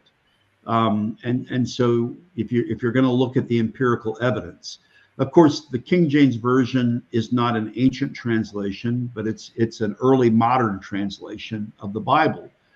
But it's valuable because we don't have maybe all the information we wish we had about the materials that the translators had. Maybe they had access to documents and manuscripts that we don't have access to now. And also they simply had a lot of wisdom that we don't have access to now as moderns. And so I think it seems to me that to say that it represents a variety of the received text, I think seems like a valid point to me. It reflects their understanding of what the common text or received text is. So and thereby it is a very valuable guide. And so I suggest when I've talked about this before, that one of the things that we should do are look at the Protestant translations. And so, yeah, they're a great guide for understanding what was the Protestant consensus. And when you look at the Protestant translations, what was the greatest Protestant translation into a vernacular language? Clearly, it was the King James Version. Which one was the most widely disseminated? Part of that came about through the providences of history, as you had the English Empire, the sun never setting upon the English Empire. And so it becomes not just a standard for English speaking people, it becomes a standard for Protestants all over the world. And it has a wide influence. And it does seem, this kind of maybe takes us full circle back to the original discussion, to some of the cultural dimensions of why we're having so much opposition to the King James Version as a cultural monument. I think a lot of people, maybe part of it is caught up in this wokeness and this unwillingness to say that, hey, English-speaking people were very influential in the world, have been very influential in the world. And this was permitted, as everything is, by the providence of God. And this seems to be something that people from other cultures are willing to agree with. And I know like I was a missionary in Hungary, and many evangelical Christians in Hungary are a minority in that population. I mean, after 45 years of communism, many people were atheistic, secular. Historically, the country's divided, where the western part of it is largely Roman Catholic, the part that's near to Austria. But the Reformation came in from Germany, and there's a Reformed church in the eastern part of Hungary that borders Romania. Debrecen is the sort of the Geneva of Hungary, where the Reformation came. But that church went the way of many mainline reform movements, in that it was also influenced by Protestant liberalism and then communism. But a lot of the evangelicals there look to the English-speaking world, look to the Christians of the United Kingdom and the United States and Australia as places where there has been a robust Christian presence.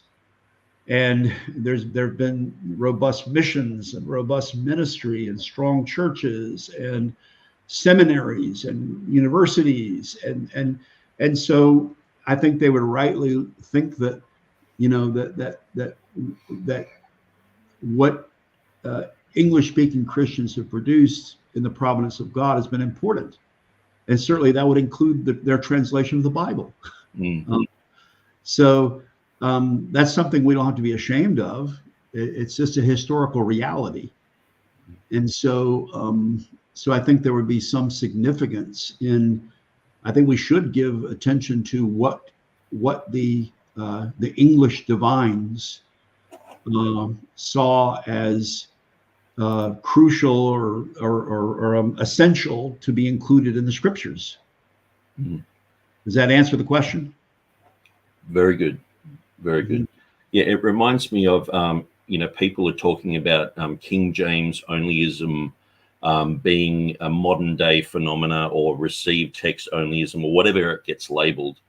But Australia was actually King James only for 100 years under law, where that was the only Bible that was under law allowed to be used in Australia, because there were some competing Bibles. And obviously the Geneva Bible would have been brought up, and perhaps even the Catholic Bible. And there are certain like prayer books that were only allowed to be used in Australian churches. And so we were a King James only country for like 100 years.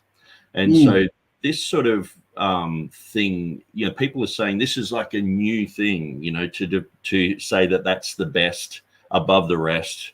But you're not allowed to say that anymore, apparently. But back, 150 years ago, that was quite the norm to have a King James Bible. And even Donald Trump recently came out with his Bible. And which one did he choose? He didn't choose the ESV or the LSB. He said, this is the King James. And he put the Constitution in it, the Bill of Rights, and a whole bunch of other things at the back. But I just thought that was classic, because people are saying it's not the standard text. It's not the one that we should go to and say this is the one that everyone uses. But here's the former president of the United States saying King James Version. It was quite interesting. Yeah, I saw the news about that. I mean, again, I'm not necessarily would say that I would endorse what he did with that, because it could, could cause some confusion in people's minds. But anyways, I think, there was a time when there was a standard translation. I talked about that when I was growing up. And when you went to church, and the pastor said, turn to this passage, everybody sitting in the congregation had the same Bible. And they were literally reading from the same page. And I think it's hard to probably hard for people who are younger to understand what that was like. There was a kind of unity among Christians. And by the way, all stripes of Christians were using the same translation, whether they were high church Anglicans, whether they were Baptists, whether they were Presbyterians, whether they were Pentecostals. They were using the same translation. I did a podcast not too long ago with a couple of brothers who are part of the Free Church of Scotland, continuing in North America. And I think they really were waxing eloquent on the value of uniformity. Uniformity has a negative connotation, especially in our Western, I want to be an independent spirit. I want to do things my own way. No one's going to box me in. But for a spiritual community, there are some things that we need to have in common. We need to have, I think that's the beauty of a confession of faith. It gives you a common agreement. We know the boundaries of what's going to be preached and taught within this church. And if somebody goes outside the boundaries, then that's going to be corrected. And there's a value in a common text that is used within a congregation so that everybody can read the same thing. And again, the authorized version was a great instrument for the lowercase c Catholicity of the church. It was a great instrument for giving unity to Christians that they might have disagreements about ecclesiology or baptism or other things, but there was once a time when there was a common language. And I think it's hard to overestimate what we've lost by not having that any longer. That's very good. And so I'm just going to look at some of these questions that we've got here. So Shati asks, what's the difference between Calvinistic Reformed and Confessional Reformed? Well, I'm not sure exactly how you're using those terms. I think I said a Calvinistic Baptist versus a confessional Baptist. And in these days, so there was a time, there was a time maybe more like 20 years ago where Calvinism was really cool. You know, John Piper and John MacArthur. And in fact, I think it was in Time magazine back maybe one year they listed, you know, top 10 important global trends. And one of them was the resurgence of Calvinism. So there was a time when there was a journalist named Colin Hanson who wrote a book called Young, Restless, and Reformed. And he was talking about the resurgence of kind of Calvinism among broad evangelicals. But actually that has cooled, and that you don't hear that as much. But there are still churches that'll be like Southern Baptist churches, and they'll say, we're Reformed. And you say, oh, do you hold to the 1689 Second London Baptist Confession of Faith? No, we preach Calvinism. Well, preaching Calvinism, or the 5 points of Calvinism, that's Reformed soteriology. That's the Reformed doctrine of salvation.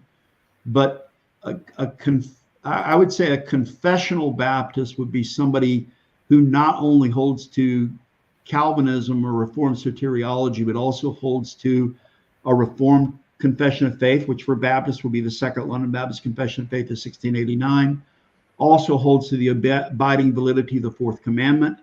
Remember the Sabbath day by keeping it holy. Also holds to the regulative principle of worship. Also holds to a Reformed understanding of church government, that there would be a plurality of elders in the church who would be, you know, governing the church and leading and teaching. So, and there would be other things. So that's the difference between a Calvinistic Baptist church and a confessional Baptist church.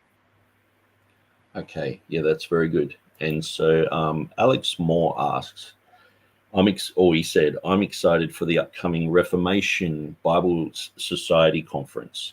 For Dr. Riddle, what are your thoughts on Dr. Van Cleek Jr.'s take on the Trinitarian Bible Society's TR and authorized version as the standard sacred text? Yeah. Well, let me talk about the Reformation Bible Society first. And I know in the podcast talk, Nick and I were talking a little bit about this. For those of you who have not heard about it, and Nick played the video at the beginning of the podcast, video that was put together for this. We have formed a new society this year. It's called the Reformation Bible Society. I also just did a podcast on this. If you follow my podcast, it's, I think, Word Magazine 305, where what we're trying to do is have an academic society along the lines of the Society of Biblical Literature, which was formed in 1880, and the Evangelical Theological Society formed in 1949. But we would have, this society would be for people who are advocates for what I've again called the Reformation text or the confessional text. And so we formed this organization. It's a nonprofit organization. I'm serving as the chairman of the executive committee. Christian McShaffrey is the secretary, and Jonathan Arnold from the Trinitarian Bible Society is our treasurer. And you can go to reformationbiblesociety.org to learn about this. We're having our annual meeting on Saturday, August the 3rd of 2024 in Lynchburg, Virginia, at Liberty Mountain Conference Center, which is adjacent to Liberty University, which is, I think, probably one of, if not the largest evangelical college university in the world. They have 10,000 students on campus and 100,000 online students. They have a beautiful campus, and we're actually doing the Friday night before we meet on Saturday. We're having a pre-conference meetup at the Bible Museum at Liberty University, which they have a wonderful collection of early printed Bibles there. And one of the fellows who works at the society is going to give us a tour of it. But anyways, the theme this year is the Septuagint, and there are a lot of changes being made to the Old Testament. It's not just a New Testament issue. Like I said, it's a whole Bible issue. And so the theme this year is the Septuagint. Peter Van Cleek Jr. is going to be giving one of the short papers. We're having 4 plenary lectures, and then we're having a number of short papers. If you've ever been to one of these academic societies, it's normal for there to be parallel sessions where there are short papers presented. And so Peter Van Cleek is going to do one on Reformed epistemology and the Old Testament. And I'm excited about that. I don't know if I'll be able to be in his because I'll be running around doing some other things, but I'm hoping I can listen in on his talk, because I am interested to hear what he's going to say about it, because to this point, he's primarily talked about the New Testament. And I'll be curious to see what he has to say about the Old Testament. What do I think about his take? Yeah, he is an advocate for this term, the standard sacred text. And we probably should have mentioned him earlier when I was going through, different viewpoints. I think that Peter would say that the standard sacred text would be parallel to Theodore Letus's the ecclesiastical text, and we might say my view of the confessional text, or Bishop D.A. Thompson's view of the Reformation text. So maybe the one difference would be, I do think he does, as you point out, give special weight to the authorized version as standardizing what the Protestant text is. I'm not saying I disagree with him in that. I'm generally in agreement with that also. So anyways, I think that Peter Van Cleek and I would have a lot that we agree on. It seems to me that he's taking a more philosophical approach, and I really appreciate it. I've read all 3 of the books that he and his father put out, so I've read them with appreciation, and I really appreciate the fact that he is again looking at the philosophical positions on epistemology and pointing out the significance of this, I think, as an intellectual idea. So yeah, that's my feedback on Peter Van Cleek Jr. Okay, and so I recognize that your time's limited, and so if we can go another 15 minutes if you want. Okay, yeah, I think the audience would be very glad for that, because they're throwing out a few questions here. So we have Will Kinney, who I interviewed last week, and he says, I agree with Brother Jeff Riddle on many things, and he seems like a really nice man, but I'm wondering if he believes the King James Bible is inerrant, 100% true, or just the best one out there, but with some errors. Yeah, thank you for the question. What I would say is, again, I think my view is more shaped by Protestant bibliology. And I don't know if you're familiar with the term that shows up in the writings of the Protestant Orthodox. It's a Latin term, autoritas divina duplex. And it means the double divine authority of Scripture. And this shows up in the writings of Francis Turretin, John Owen, and others. And it's the idea that the Bible is immediately inspired in the original Hebrew and Greek. This is reflected in Westminster Confession of Faith 1:8. And that, so the originals are the Hebrew and Greek, and they have a double divine authority, autoritas divina duplex, double. They are inspired with respect to the matter and content, and infallible with respect to the matter and content.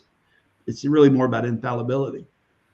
And they're also infallible with respect to the form, formally, the very words. Translations, however, are authoritative in matter, in content, but not in form. And so that's If you read the classic Protestant authors, that's the viewpoint. And I don't have the Confession 1:8 in front of me, but right after it talks about the immediate inspiration of the original Hebrew and Greek, it also talks about the word of God being kept pure in all ages by God's singular care and providence. And then it says, and God's people have a right unto the Bible, and therefore it should be translated into the vernacular languages. So, Will, you're asking me this as someone who loves the King James Version, and I get this question a lot of times from liberals, and they'll ask me this question because they want me to say, oh, here's an error in the King James Version. We got you. There's an error in the King James Version. And what I can say is, I'm always saying, well, you tell me, where do you think there's an error in the King James Version? Where's there? Because I haven't found any. There are differences in the way it translates the original Hebrew and Greek. The phrase "God forbid" is a dynamic equivalent translation in the King James Version. Underneath it in Greek is "me genoito," let it not be so. Is that an error? Absolutely not. It's a proper translation of what that "me genoito" means. So I think I could say I haven't run across any errors in the King James Version. I would say to my liberal friends who would pose that question to me, let's show me, where do you think there's an error? Show me where you think there's an error. To my friends maybe like you, I don't know, Will, how you would define yourself as a King James preferentialist or King James. I don't know how you would define yourself, but do you want me to try to? I don't have any errors to point to in the King James Version.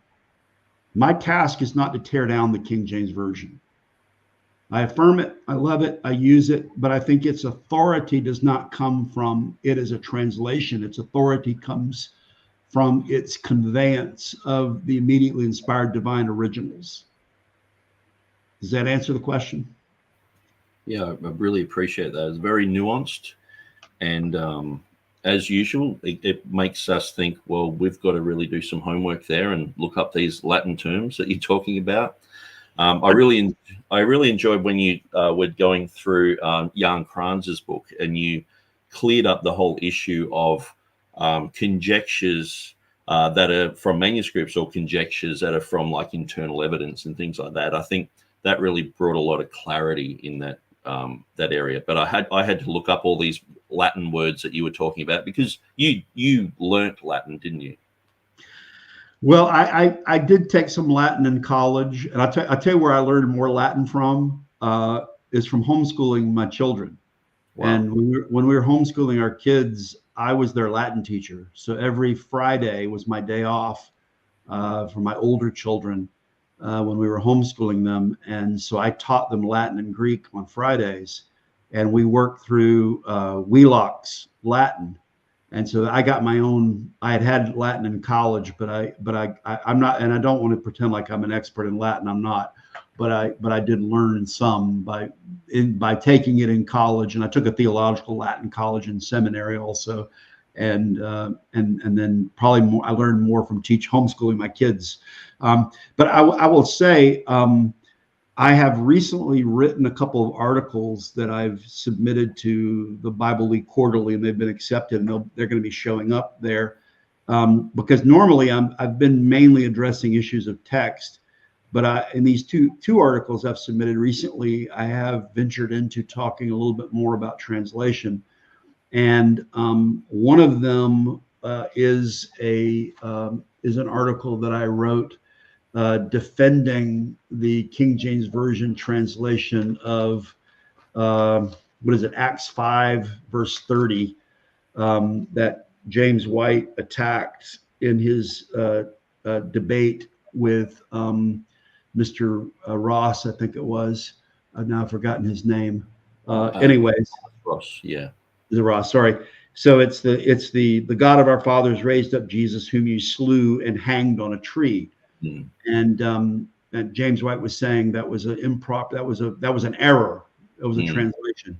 So I have written an article defending the propriety of the translation of the authorized version of Acts 5:30. So anyways, so that article will eventually hopefully be published. It's been accepted, and it'll show up on my academia.edu page. And I also recently did an article for them that's titled 5 Challenges to the New King James Version. And I point out 5 areas where I think there are problems with the New King James Version, because often people will say, well, you're for the traditional text, why don't you just use the New King James Version?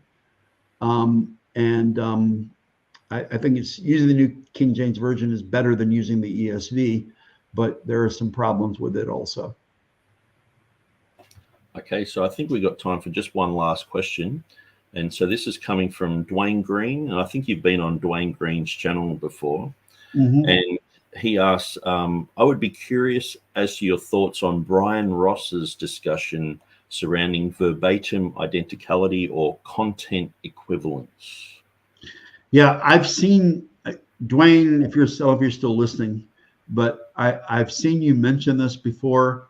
I have to be honest with you. I have not followed Bryan Ross's material, and I really don't know what this is.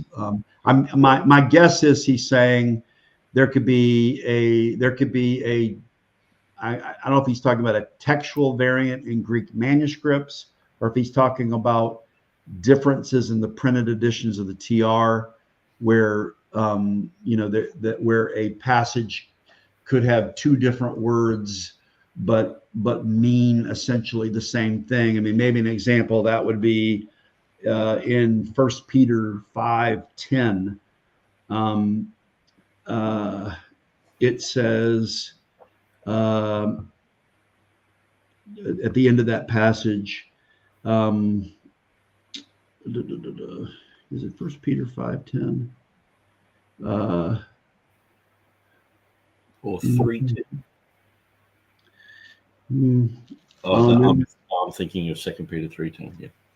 No, it's not. It's I know what it is. It's Jude 1:1. Jude 1:1. In Jude 1:1, there is a conversation about 1 Peter 5:10. But in Jude 1:1, in the authorized version, it says, Jude, the servant of Jesus Christ and the brother of James, to them that are sanctified by God the Father and preserved in Christ Jesus and called.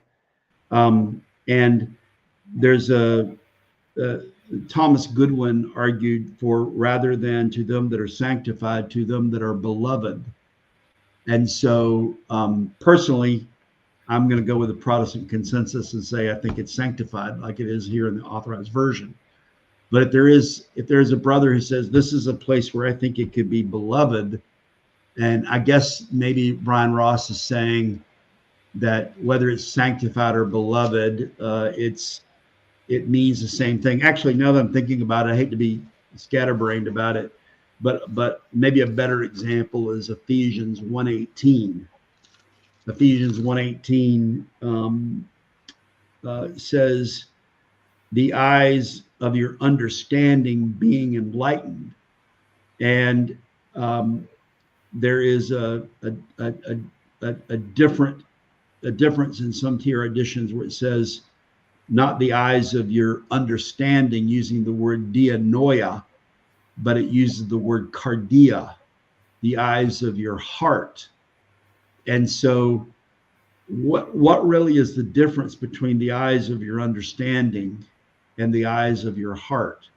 Both of them are metaphorical ways of referring to your understanding. The eyes of your understanding are the eyes of your heart. So maybe Bryan Ross, is he saying that really it's either or? There's no big difference between one reading in one of the printed editions of TR and another. But again, my sense would be I'm going to go with the consensus traditional text view as reflected in the authorized version, that the proper text is the eyes of your understanding being enlightened. If someone holds that view, a view that sees some kind of functional equivalence between those two terms, I think they could still be said to be holding to the traditional text, even if I might not agree with them on what their choice might be on that. If that makes sense. Yeah, and I appreciate you answering these just on the fly, because it can be hard when you don't know someone's position and someone asks you a question about it. And so I think you did very well with everything. And so this has been a blessing. And I think just to our audience, I'll continue chatting, and because there's just lots of questions have come in and lots of feedback. And so I thought, well, I don't want to just cut it off. But Jeff does have another appointment to go to. And so have you got any final words, Pastor Riddle, that you want to relay to the audience here?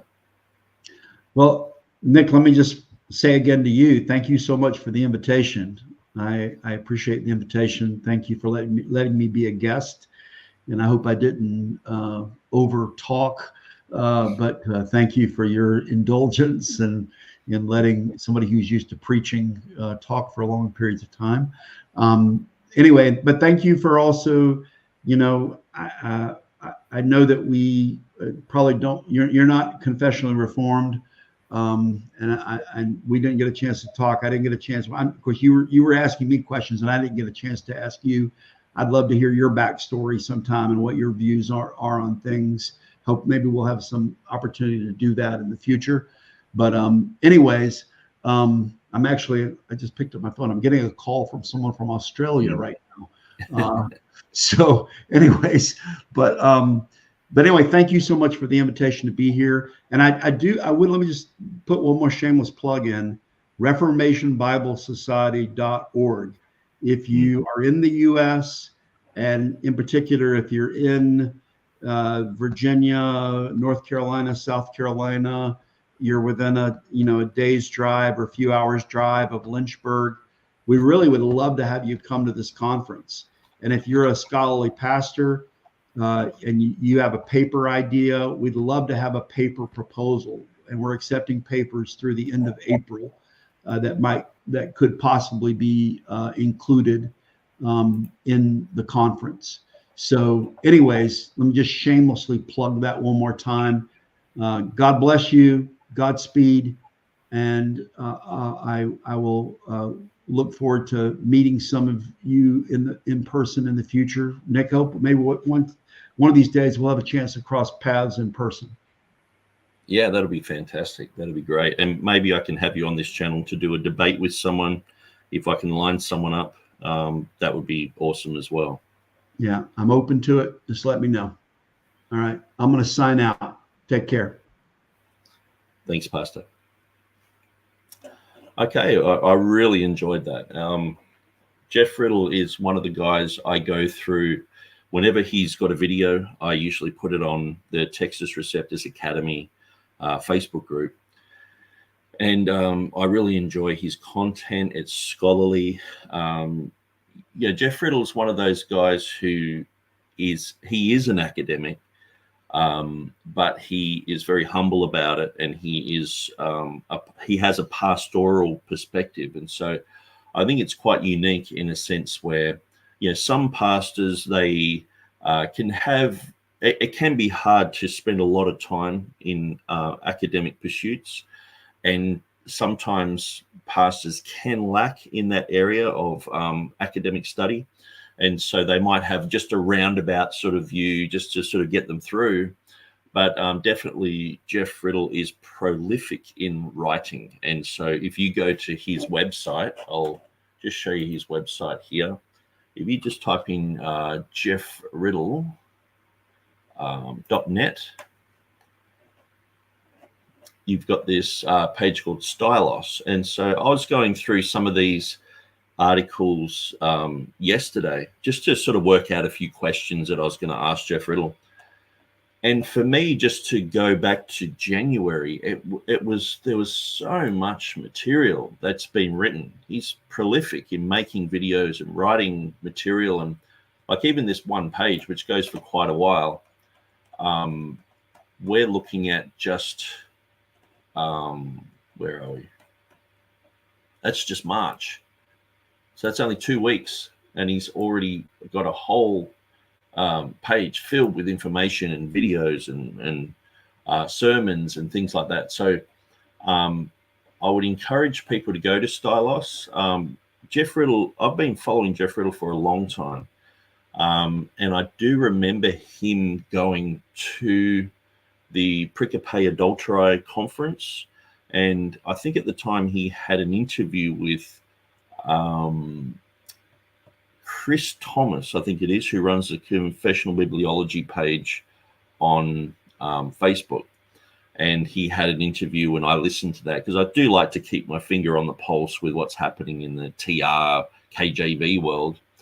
And yeah, it was interesting from that moment. I started following what Jeff Riddle was saying, and he had some very interesting things to say about Revelation 16:5. And so after I'd written the book on Revelation 16:5, he had retranslated the Latin of Theodore Beza's annotations, which proved that it had formerly not been mistranslated, but just translated in a way which didn't really point out the fact that Theodore Beza was claiming that he had an ancient manuscript of good faith, or a bona fide ancient manuscript that had the reading of Esomenos in it. And so this was a great find. And so that was, especially for me, who I've written a book on Revelation 16:5, that was just gold, because I'd written my book explaining how it is a nomina sacra at Revelation 16:5, and that's why it was contracted, or that's why it was substituted with the word holy, holy meaning sacred or sacra, and the past, present, and future being the name of Jehovah. So I went through that a lot in my book. But then to have the confirmation that Theodore Beza had actually said that he had an ancient manuscript of good faith with that reading in it that appears in the King James Version as well, that was gold, and it was great to have that. So what I'm going to do, I'm going to talk about the Reformation Bible Society and maybe a little bit more about Jeff Riddle, because it is a program about him. I might go through some of these questions because I sort of felt like some people were asking these questions, and I wasn't able to get the time to ask them to Jeff Riddle. And so Jeff said he could go for 2 hours, so we went just over 2 hours, which is great. And but with Peter Van Cleek, I think it went for 4 hours. With Joseph Armstrong, it went for 5 hours. So I thought it seems a bit of a shame just to cut it off there. We can continue talking about this. And so James Sheffield says that he said, will any of the liberal scholars name the ninja scribes who added the Principe Adulterae, or the woman caught in adultery, and Mark 16:9-20 to the overwhelming number of majority of manuscripts without getting caught? So this is a very interesting way of looking at it. How did these ninjas go and change the Bible everywhere? And so this is one of the things that James White, he can't really answer this. How did these readings get into all the texts everywhere? Who made that type of consensus? Because he will admit that the text never really had just one person overlooking it, like Uthman with the Quran, but it's been scattered everywhere throughout the world. How did the say like the last 12 verses of Mark, how did that end up everywhere and in many locations? And who were these ninja scribes who put it in there? These Gnostic readings, according to James White, or apocryphal, according to Peter Gurry. So Hudson TD 777 says he has a question. Is it possible that the word Trinity originated as a one-word verse identifier pointing to 1 John 5:7 instead of as a doctrinal stance. These three are one, triunity, Trinity. And I've often thought of that myself with looking at the Greek. I can't remember exactly which Greek word it was, but there was a going through the writings of Eugenius Vulgaris, and he wrote a lot around 1780. And he was many times going back 500 years and looking at documents of Greeks, and he quotes the comma. He defends the comma grammatically and says that we need 1 John 5:7 in the text to justify the changes that happen to the words in 1 John 5:8. And so in the Greek writings that he has, many of these words, I can't remember the exact Greek word, but it's sort of describing this triunity, this Trinity, this 3R1. And I guess also even in the Latin, the tri, the unity, and the etymology of Trinity, it's quite interesting. And I think that myself as well, that 1 John 5:7 was very, very well known. Now, we recognize and understand that the Greeks, they didn't necessarily like this verse, and they didn't have it in there. But it's in 95% of the Latin. So it's not like it just disappeared. It was in the Latin. It was in the Greek. I have several articles on this. If you go to my website, I'll just throw up my website here. And so if you go to the bottom of my main page, you'll see 1 John 5:7. And I've got an index of Johannine comma articles. So we can look at things like, say, Joseph Bryannius, who in 1780 with Eugenius Vulgaris, he was actually writing a lot about Bryannius and Calicus, and people who were around 1300, 1400. And so, my website's having a few issues at the moment, so it'll catch up. But yeah, great statement and great question there. I'll just let that load up. So I've got quite a lot of articles. If anyone wants to go there, you just type in tr.org.au, and then you can scroll to the bottom of the page, see 1 John 5:7, and it'll, if you surf around, you'll come to this. So here we have the Johannine comma and Joseph Bryannius, and so he died in 1432. So we're talking 100 years before Erasmus, And what's quite interesting is his text, say especially in verse 7 and verse 8, is almost absolutely identical with all the little breathing marks and everything to Scrivener. So people are like, well, they made a manuscript for Erasmus and all the rest of it. Well, where did Bryannius get this reading from in Greek? And so he has hotres es in hometuriontes into uranu ho pater ho logos kai ho pneuma to agion kai hote otres en esi. So the only difference between that and Scrivener is the position of where it has Holy Spirit. So it says basically Spirit Holy. And that's about it for the Comma Johannian. And so people are saying, there's no Greek evidence. Well, here's evidence in Greek. Now, it mightn't be strictly a Bible, strictly, this is the New Testament, this is 1 John, but he's clearly talking about 1 John. And so this is mentioned here in this book. Bryannius, a Greek monk, he has this written down. And so, for there are three that wish bear witness in heaven, the Father, the Word, and the Holy Spirit, and these three are one. And that's how it translates to exactly what the King James has. And so there's all this evidence that just gets overlooked, and people aren't they aren't going to Bryannius. They just ignore Bryannius. And I've also got Manuel Calicus, so I'll open that one up and we'll have a look at that. So we have Calicus and Scrivener compared, and we can see basically it has entu uranu, which means in heaven. The Father, the Word, and the Holy Spirit. And so he does mention the vast majority of 1 John 5:7. He doesn't say in heaven, though. But he's not strictly just, it's not like a Bible. He's just saying it in passing. Oftentimes, preachers do this. They just say, well, the Bible says, these three are one, or, the Father, the Word, and the Holy Spirit, they are bearing witness. And so to get their point across, they're saying that.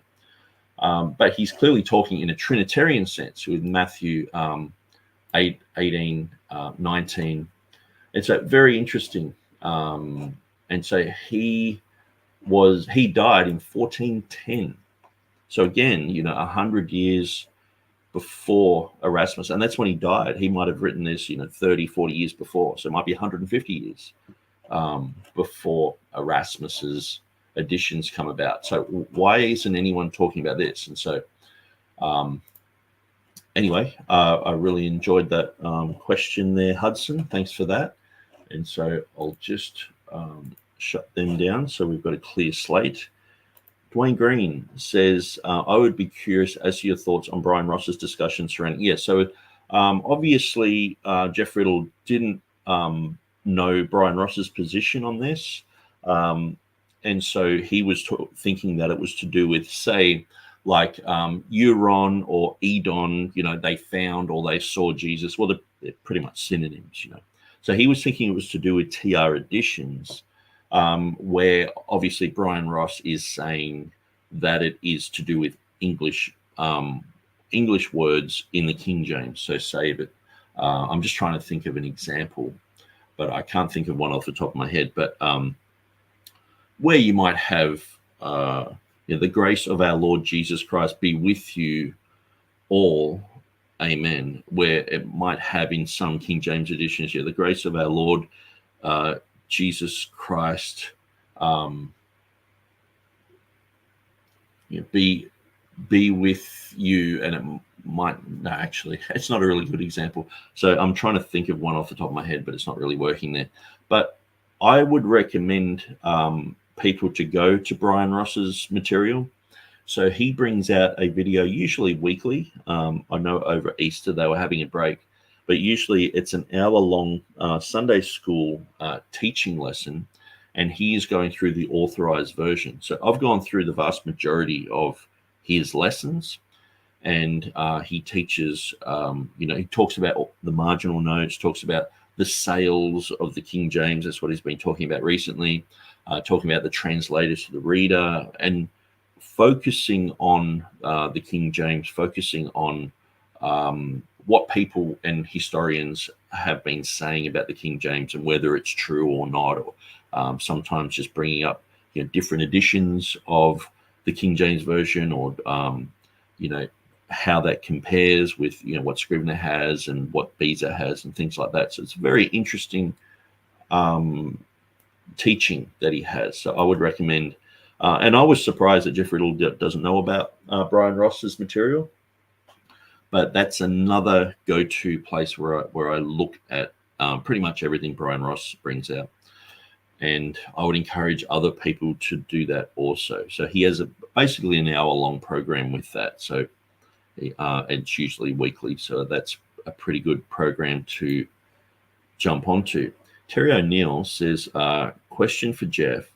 Are there any dangers for the KJV preacher querying certain KJV translations, in particular verses, and referring to the Greek in sermons? Does Jeff do this regularly? So I'm not really sure if Jeff does that regularly. I know that some people will say, oh, the English here is, should be translated this way or that way. I don't think Jeff Riddle does that. But I'm not a member of his church, so I don't exactly know. And so, but thanks for the question, Terry.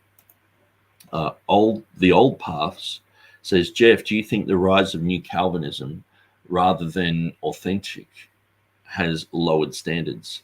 For example, many new Calvinists have sadly embraced the pick and mix approach to Bible versions. And definitely I would say, yeah, that's probably a leading question to lead on to Jeff agreeing with that. And I think, Taylor DeSoto has written quite a lot on this issue. And so I might just jump onto his, what was his page called? It was Young Textless. Yeah, Young Textless and Reformed. And so I'll just go to his resources and show you guys this. So he, what's really good is Taylor DeSoto. He is a very good writer. He's academic, and him and Jeff Riddle, they agree on lots of things. And he has recently just announced that he's been a bit quiet, I guess, for about a year.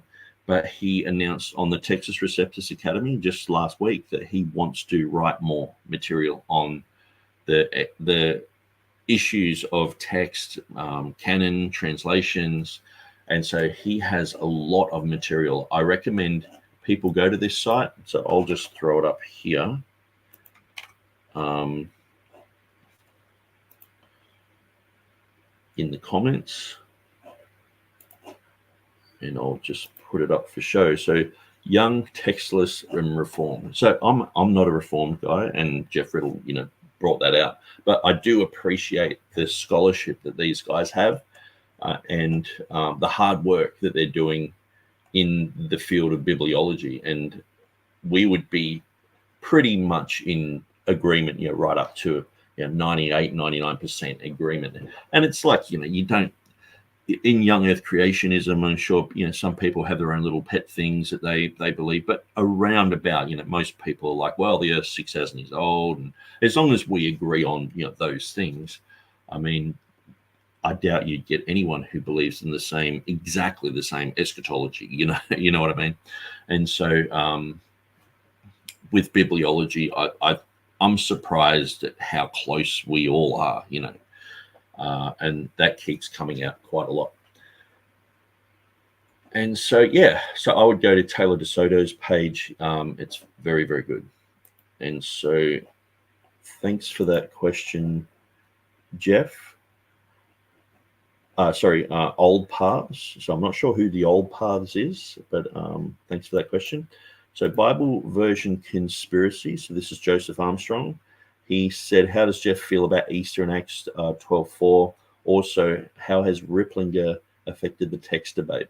And so that would have been a great one to ask Jeff. And I had to sort of skip that because I knew that would lead on to lots of talk. And even before our interview, we were talking about Revelation 16:5, and we talked for about 5 minutes. And I said, look, we better get on with the program, because we just sort of clicked straight away on a topic that we've both been writing a lot about. And I guess it's been a while since Jeff Riddle's written on that, but he was talking about how he translated the Latin, and so we went into a lot of that. So obviously Easter in Acts 12:4, I've done quite a lot of work on that, and I would recommend people go to easterau.com, where you can see 2 videos that I've done and an article.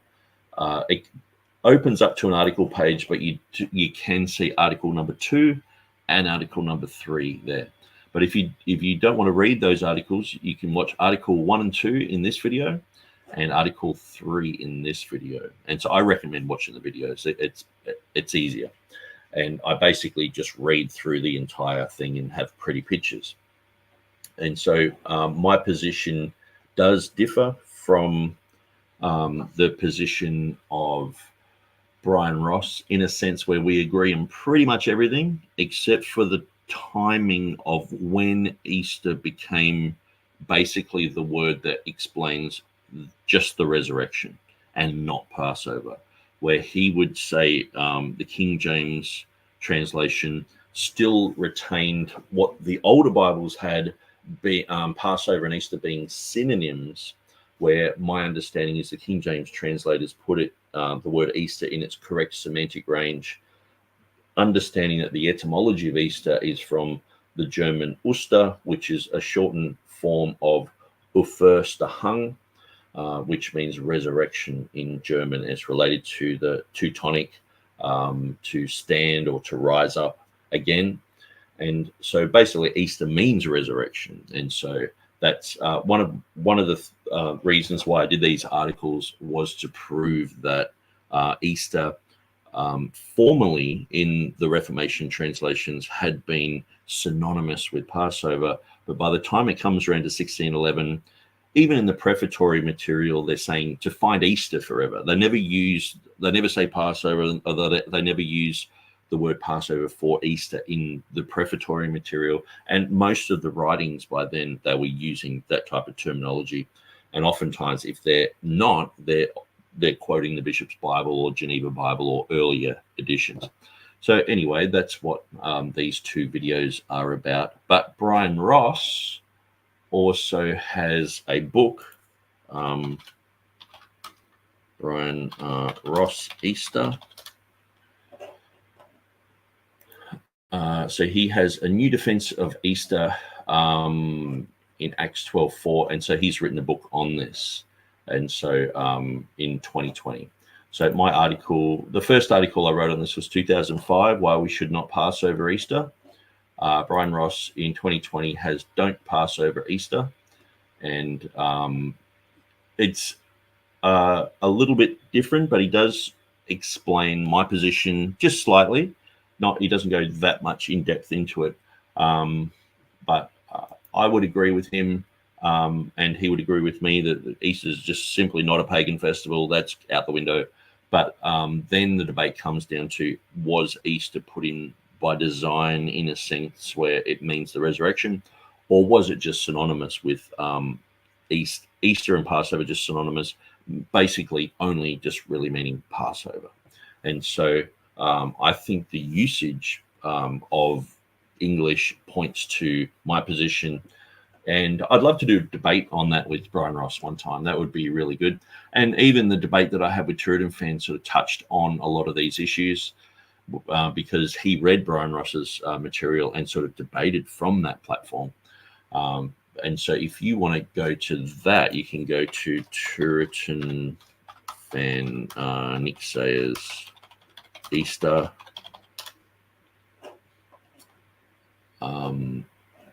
Okay, so it didn't come up straight away. And I did a video just recently, Why We Should Not Pass Over Easter, open discussion. So I think it was like over the Easter period, I did that. Okay, so I can't find that straight away, that debate. Maybe debate, oops.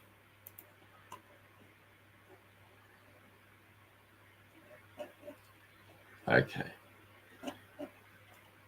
Anyway, I'll move on from that topic, but thanks for that question. And I think that was the last of the questions that I'd starred. So I'll get back to where I was. Bible Version Conspiracy says, thank you so much for coming on with Nick and answering our questions. So that's for Jeff. Thank you, Jeff Riddle, for coming on and meeting Nick. Please consider more podcasts in the future with Nick. They're a real blessing. Thanks, History Documents. Dwayne Green is saying he's still there. So that was about half an hour ago. That's about right. So he's answering a question there. Bible Version Conspiracy. Amen. History. The Riddler must return. The Riddler, like that. Dwayne Green. Got you. Thanks. Terry says, here. This has been great fellowship, everyone. And thanks to Mr. Riddle for his time this evening. Yeah, he's a very busy guy, and he obviously studies in depth.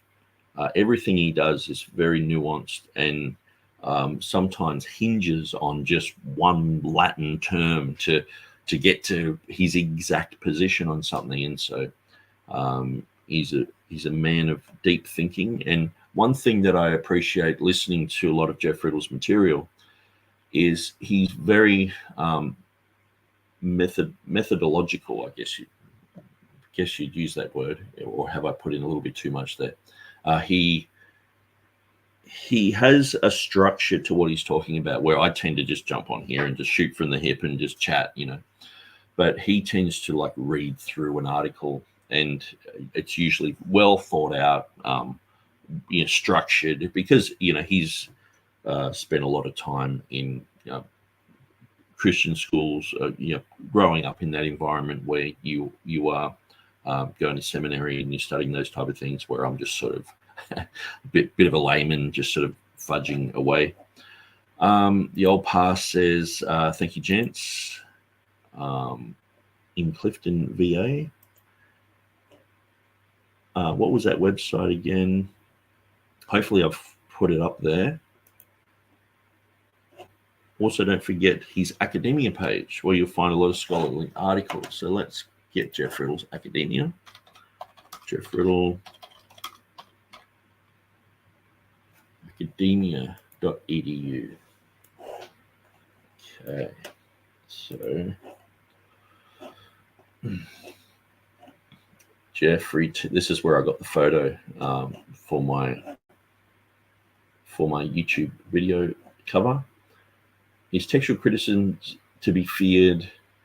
Why John 7:53 to 8:11 is in the Bible. So that's a Trinitarian Bible Society article. So he's writing articles for the Trinitarian Bible Society, it's very good, because I know like the Trinitarian Bible Society cop a bit of flack, because over the years they have been they've been through ups and downs. They've gone through times of where things haven't been that great for them, but then they've come out shining again. And one of the things I was sort of pointing out that they weren't putting Revelation 16:5 into some of their foreign language articles, and I critiqued not Zach Boonen, he's an Indian preacher. There was a guy who recently did the Persian Bible, and I was saying, no, they don't put Revelation 16:5 in there. And he corrected me on Facebook and said, no, we do. And the TBS does that. And I was like, oh, great, cool. They're going with those readings. And so it was very helpful to understand that. And so people like Jeff Riddle, he's put his leg in the door at the Trinitarian Bible Society, and he's having a very good influence there. 5 questions about the majority text in the Bible Leagues. It's very interesting. And also, just going through Jeff Riddle's Stylos page, there is a wealth of information there.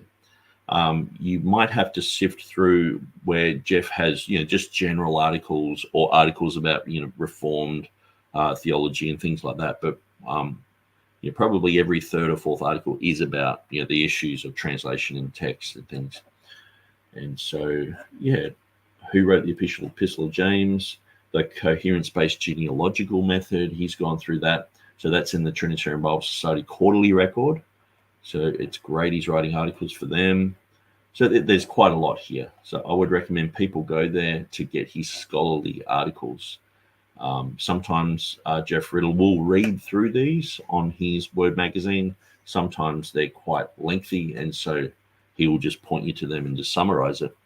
But yeah, a lot of very good material here. Going right back to 2009, actually. Actually, he's got, it's not in chronological order. So anyway, thanks for the heads up with that. Hudson says, thanks, Nick. Terry O'Neill, where's the Bryan Ross content? I think I answered that.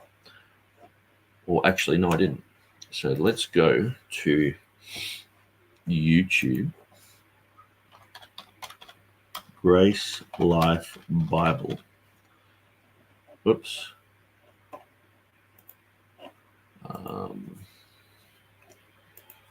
Search for Grace Life Bible. Okay. So straight away, we see Grace Life Bible Church. So this is it here. And we can see, he's done a 3-part series on Easter. He's doing videos about Timothy Berg and Mark Ward. He has had conversation with these guys for quite a long time. They sort of threw him under the bus recently and called him a coward, which was quite amazing. It was amazing to watch because they were saying that, you know, we're all uncharitable and we're sort of nasty creatures. And then they called him a coward. And they were questioning his honesty and things like that. But where you get these, so he does also videos about the Textual Confidence Collective and things like that. But where you get these lessons on the King James is these ones here. So this is lesson 31. So that's quite a long time ago, or it says here a year ago, but I think it's been re-uploaded, passages Psalm 12, 6, and 7. And so obviously that's a very important verse. But let's just go back to his main page. We'll look at live videos and we can see, well, he's got an upcoming one, which is the history of the King James text, which KJV argument part 2. And so that is coming up in 15 hours. So he does it live. He doesn't do back and forward because he's in a classroom situation at his church. But you can see all the red ones I've watched. So I've gone through, and some of them are only a little bit, but that means I've watched them and I've started to re-watch them again.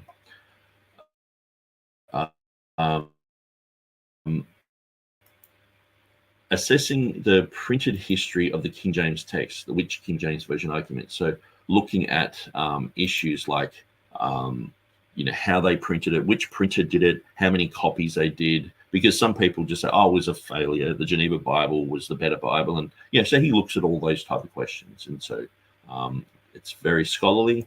It's very thought-provoking. And if you want to be, have your mind sort of triggered onto sort of certain, it's a very good program. It's a very good program for that. And so I'll jump out of this because it's chewing up my bandwidth and I'm disappearing. Okay, I was in the chat here. That's funny. Yeah, Revolution, morning. So I must have been watching this live. That's interesting. Okay, so they all pass. Thanks, Nick. Hudson says, Bryan Ross YouTube channel is Grace Life Bible. So there you go, guys. It's very easy for you to find. Bible Version Conspiracy says, I love canned worms. Yeah, open up a can of worms. Very good. Yeah, so tasty. Alan Stewart says, thanks, Nick. Going to head out. Hudson says, who is your next KJV interview? Ripplinger will be interesting. Yeah, it would be interesting to maybe get some people who we wouldn't necessarily, agree with 100% of the time, and, talk about their works and things like that. I'm open to any suggestions. I know that Bible Version Conspiracy has sort of like a direct link to Gail Ripplinger's, he's on the hotline to Gail whenever he's got a Gail Ripplinger sort of question. But yeah, that would be interesting. It would be very interesting. It would be interesting too to maybe get people like Sluder, the Ruckmanites, and chat with them and just say, what's your position? Because one of the things is I've realized that I really only know as much as I know about Peter Ruckman from James White, really. And just listening to what he says about it. And so sometimes I'll be dealing with people who are Ruckmanites and they're like, no, we don't believe that. And James White misrepresents me, Jeff Riddle, and so many other people. I'm just like, well, I don't agree with Ruckman on many things, but it's like I don't want to misrepresent people either. I don't want to misrepresent Ripplinger either. There are things that I disagree with, but I don't want to be saying things that are wrong. But that would be an interesting thing. I know I really want to interview Taylor DeSoto and Dane Johansson. I think these guys are very interesting guys. Bible Version Conspiracy said, I ordered Ross's book yesterday. So it's talking about the Easter book. Thanks, Nick. David W. Daniels, Chris Pinto would be interesting to interview as well. David just did a video defending the pre-trib view. Very interesting. I think I watched a little bit of that, but then I pulled out of it because I only had limited time. So Terry O'Neill says, thanks for the Bryan Ross link. Got it now. Bible Version Conspiracy says, I doubt she would come on, but that would be great. She's out of commission for the time being. Health issues, etc. Yeah, that would be actually very interesting, because I guess, Gail Replinger seems to have come on the scene. She said a lot of true things about the King James and the Textus Receptus and things like that.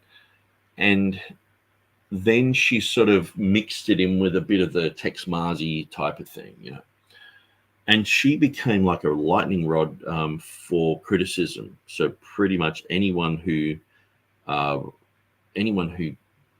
disliked the position of King James TR advocacy, she was copying it big time. And probably if she hadn't had that much angst against her, people might have been able to sort of speak to her and say, well, Gail, you've said it this way. I wouldn't say it that way personally. What about this? And so that's the good thing about having, people like, Jeff Riddle, Taylor DeSoto, Bryan Ross, and having a whole bunch of voices. Then we're not in an echo chamber, and we're not just, listening to our own voice and saying, well, I'm right all the time. We're correcting ourselves and going, okay, well, yeah, maybe they've got a point, and you have to be humble. And I think too, the Textus Receptus Academy on Facebook is like that, where people jump on there and say things that I don't agree with.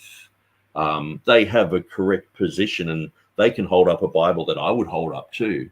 But to get to that answer, it's like two people doing a math test. One person has the correct way of getting to that answer. The other person's sort of looked at the back of the book, got the answer, and it's just sort of fudging their way through, and it's not correct how they're getting to that conclusion.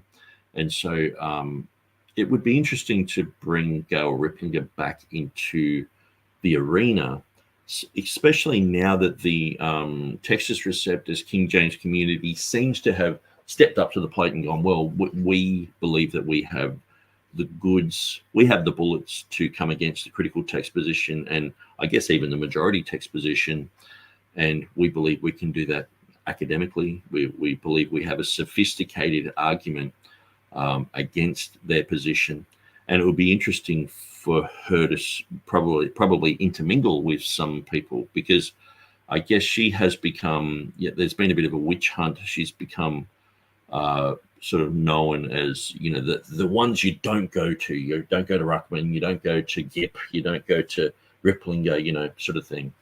But we're pretty charitable, you know what I mean? Like we're not as nasty as people make us out to be. I guess sometimes I am a little bit, but yeah, usually when you're face to face with someone, you're a lot different. And so that would be a very interesting thing. So Bible Version Conspiracy said, I'm not expecting Gail to get back to my inquiries for some time. Daniels would be awesome. Yeah, it would be great to interview him. I really enjoyed him talking about how he was involved with the Bible societies and doing translation work. And that was very interesting. I'm thinking about auditing New Age Bible versions, since I've been finding some major problems that have not been discussed often.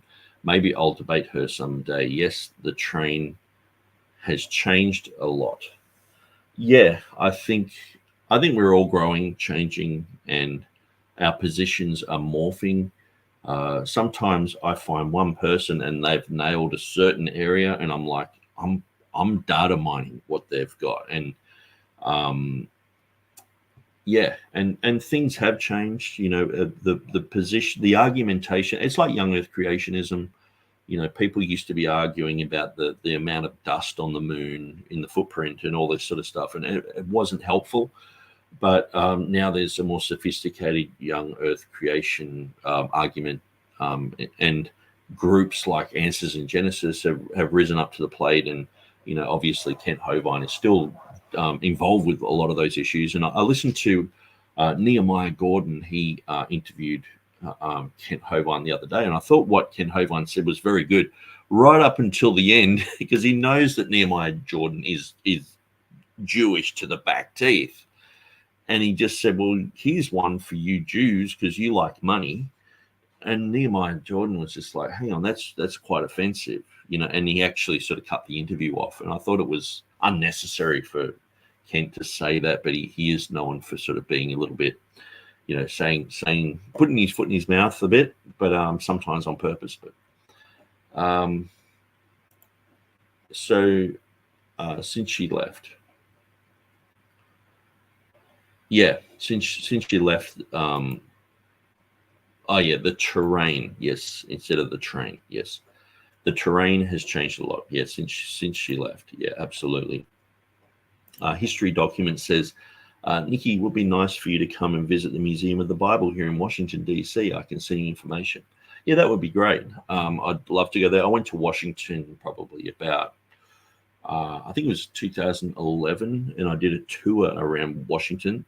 It was great. I really loved it. I went to the Korea War Memorial. I went to the Lincoln Memorial. I basically did all the touristy things. We spent 2 hours going down is it called the Potomac River? And it was interesting because the guy, I was by myself, but there was a guy there who was a sheriff, and he was sort of guiding me and saying, well, this building means this and that. And they also had a tour guide who was talking the whole way through. So I spent a whole day doing that. It was like 6 hours, I think.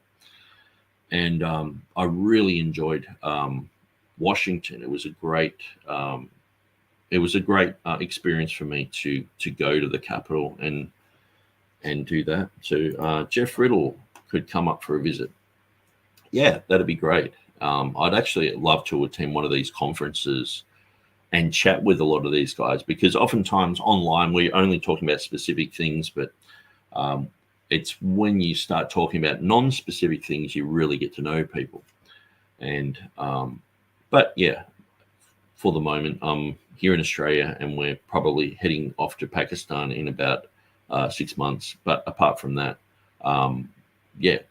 America is always sort of on my radar to go and visit. And last time I was there, I actually visited Joseph Chambers, who took the place of Gail Riblinger on the Dave Ankerberg show. So it was very interesting. I spent a whole day with him and his wife, and she made me pecan pie and talked about how disgusting it is for Australians to have a pumpkin pie.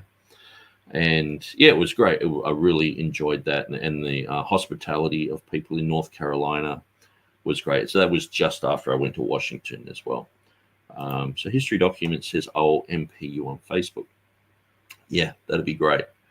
And so we've sort of run out of comments and questions. No, we haven't. Nick needs to have a body cam if he goes to the museum. Yeah, that'd be interesting, wearing some of those Google glasses or something like that, or Ray-Bans, and checking everything out. And then we could do a full a walkthrough. But I'm not even sure. I think there's things you can't take photos of. Maybe I'm wrong. But yeah, I think the whole concept of having a museum of the Bible is brilliant and great. But it does seem like the critical text guys have the say there. And they might say certain historical facts about the Bible, but they are pushing for a critical text position. And so History Document says, I will send you all the videos. I did this for David Daniels. Okay. Yeah, that'd be great. That'd be really good.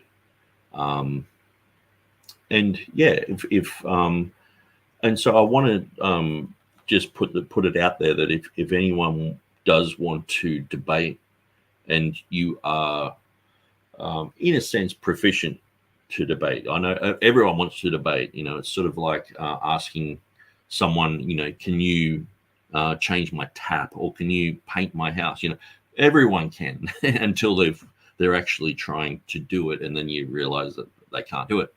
But if you if you sort of know, or people have said, hey, you would be great doing a debate. I want to debate a lot of these type of issues about the text. If you can find someone who would debate you. So I've got about 12 people lined up, and even Jeff Riddle just said, yeah, I'll debate anyone, anytime, sort of thing. But it's hard to find people who will actually debate KJV people. So if you know anyone who's willing to debate, that'd be fantastic. And just get in contact with me, or either on Facebook or here, or PM me or whatever. Jimmy Coates says, I've been to the Museum of the Bible twice. Make sure to mark out a full day or two. Yeah, that would be very interesting. And I'm sure that there would be one or two documents there that I would just love to look at and think about. And yeah, you don't want to rush these things. I'd love to go to the Creation Science Museum. Ken Ham is very well known here in Australia, being an Aussie guy.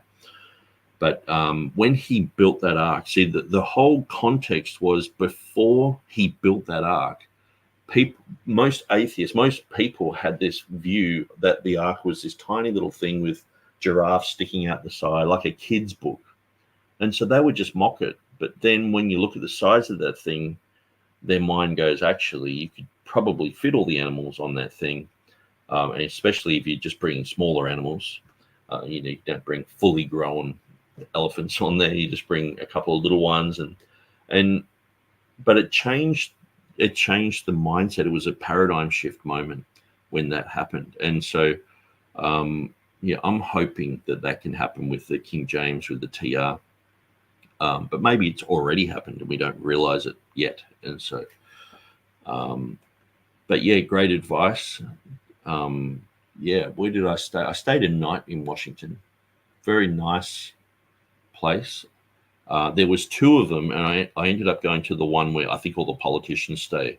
And I walked in, and they were sort of like, you don't belong here. And I was like, I think I'm at the wrong motel. And they said, yeah, just go a kilometer down that way. It's the same name, but and everyone was in suit and ties, and I just didn't fit in there. Terry O'Neill says, visiting Pakistan in 6 months or moving to Pakistan. So we'll be visiting. So our plan during COVID, we were like, forget this, let's move to Pakistan. What are we doing here in Australia? This is draconian. We're basically in a Nazi state, but now it's freed up. We're fine. But we were also waiting for the vaccination rules to change in Pakistan because we didn't get vaccinated. So they were saying, if you want to come to Pakistan, you have to be vaccinated. And I was like, no way am I shoving that in my body. And so we haven't gone for about 4 years. And so I really want to go over there. And, my wife is Pakistani. There's a lot of trouble in the city that, I stayed there for 1 year at one stage. Just last year, they burnt down 35 churches there. Just last week, they burnt down another church. It's quite hostile, but it'll be great to go back there, visit the churches. My wife is running ministries in the brick kiln areas where some of the poorest people in the world, slaves, modern day slavery, people making bricks just to pay off their debts to people. And so she's running Sunday school ministries there. There's preaching, there's church activity happening. So she's running about 4 different ministries to do with that. And so it's very interesting what my wife is doing. She's just doing it off her own bat. So we'll go over there and we'll preach for these people and all the rest of it. Bible Version Conspiracy says, how about a giant TR to visit once Nick is president? A giant TR. Oh yeah, like a big, I don't know. But see, that's the thing. That was the interesting thing with Jeff Riddle. And so this is what I'm usually saying on all my videos nowadays. I'm saying, okay, the TR, Textus Scrivener, a lot of people are saying, that's the final TR. Other people are saying, no, it's the 1598 Ibiza with about 20 translatable differences at the bottom that are mentioned in his annotations, or it's the unpublished Greek text that should have gone along with the King James as like a parallel Greek text, but they never printed it. So the difference between the King James, the underlying Greek text of the King James and Beza is about 20 translatable differences. When you get to Scrivener, all Scrivener really did was get Beza's text, rehashed it, said, okay, well, we've got Beza's text here, and then he put 190 changes. Only about 20 are necessary. The other 170 are sort of like to do with phonetics, like Beelzebub or Beelzebul or Nazareth or Nazareth. But there are about 20 that are warranted. So I sort of liken it to Beza just got, Scrivener got Beza's text. Beza killed the animal. He skinned it. He cooked it. He put it all on the plate and everything. And then 250 years later, Scrivener serves up the same thing, but just has a sprinkle of salt on it, a little bit of pepper, and the pepper takes away from the taste. So there's like 20 grains of pepper or 20 translatable things that are different. No, actually, sorry, the 20 things are warranted, but the 170 things are not warranted. It's just changing the Greek because you think, should it say Nazareth or Nazareth? Well, they're both going to translate as Nazareth. So the untranslatable differences. So anyway, sometimes I get a bit slistexic talking about those things and I get the names mixed up. But 500-foot statue of Scrivener. Yeah, well, I'm not necessarily a Scrivener fan. Scrivener was with Westcott and Hort. He worked on the TR. Now, I watched a video the other day where the guy was basically saying Scrivener was like the TR guy defending the TR and all this. No, if you read his books on the authorized version, the plain introduction, he was advocating for so many verses to be deleted out of the King James. He was not a TR advocate, but they commissioned him to make a TR. So the original one of this showed where the differences were between what was underlying the King James and Westcott and Hort's text. So he was commissioned to do that. So he wasn't necessarily a TR guy. So if someone says, where's your TR? Well, I just say it's the underlying Greek text of this. Unfortunately, the King James translators didn't do a parallel Bible. Had they done that, there'd be no King James only movement. There'd be no TR only movement. They'd just be the same because you'd have English on one side, Greek on the other. But pretty much Beza's is that, except for 20 words, 20 or probably 25 words, but it's 20 places because some of them involve like 2 words, So history documents says, so maybe Bible version conspiracy. Maybe we need a 500-foot statue of the King James Bible, and maybe the pillars can be, Beza's text, or the earlier. Maybe we can have it sort of like a pyramid, upside down pyramid thing where, Erasmus is right at the bottom and Complutensian under that, and then the manuscripts, and that would be a bit difficult. History document says, I met Mark Ward and the rest of the critical text crew last August at the Museum of the Bible craftsmanship conference. Nick, it would be a chance for you to meet Mark Ward. Yeah, that would be very interesting. I don't think Mark Ward likes me much. I've been very critical of him. I've sort of put it out there that I will chat to him on my channel. I'll debate him, but I guess it seems like they would think that I've just been too toxic towards them over the years. And also I feel that I'm saying things about Mark Ward that are quite pointed, and I'm accusing him of, working for Faith Life, which has a Catholic branch, and I'm accusing him of deep compromise, of having double standards, of being a hypocrite. And so, like for me, if someone was saying that about me, gladly I'll jump on and defend myself. But I find that Mark Ward would rather just pretend that I'm way too toxic to talk to and sort of avoid me. History document says, I'll keep you updated on events here. Yeah, thanks for that. I really appreciate it. Terry O'Neill says, do you think the King James Bible translators didn't print the Greek text because the papacy had recently blocked translation out of the holy language for centuries.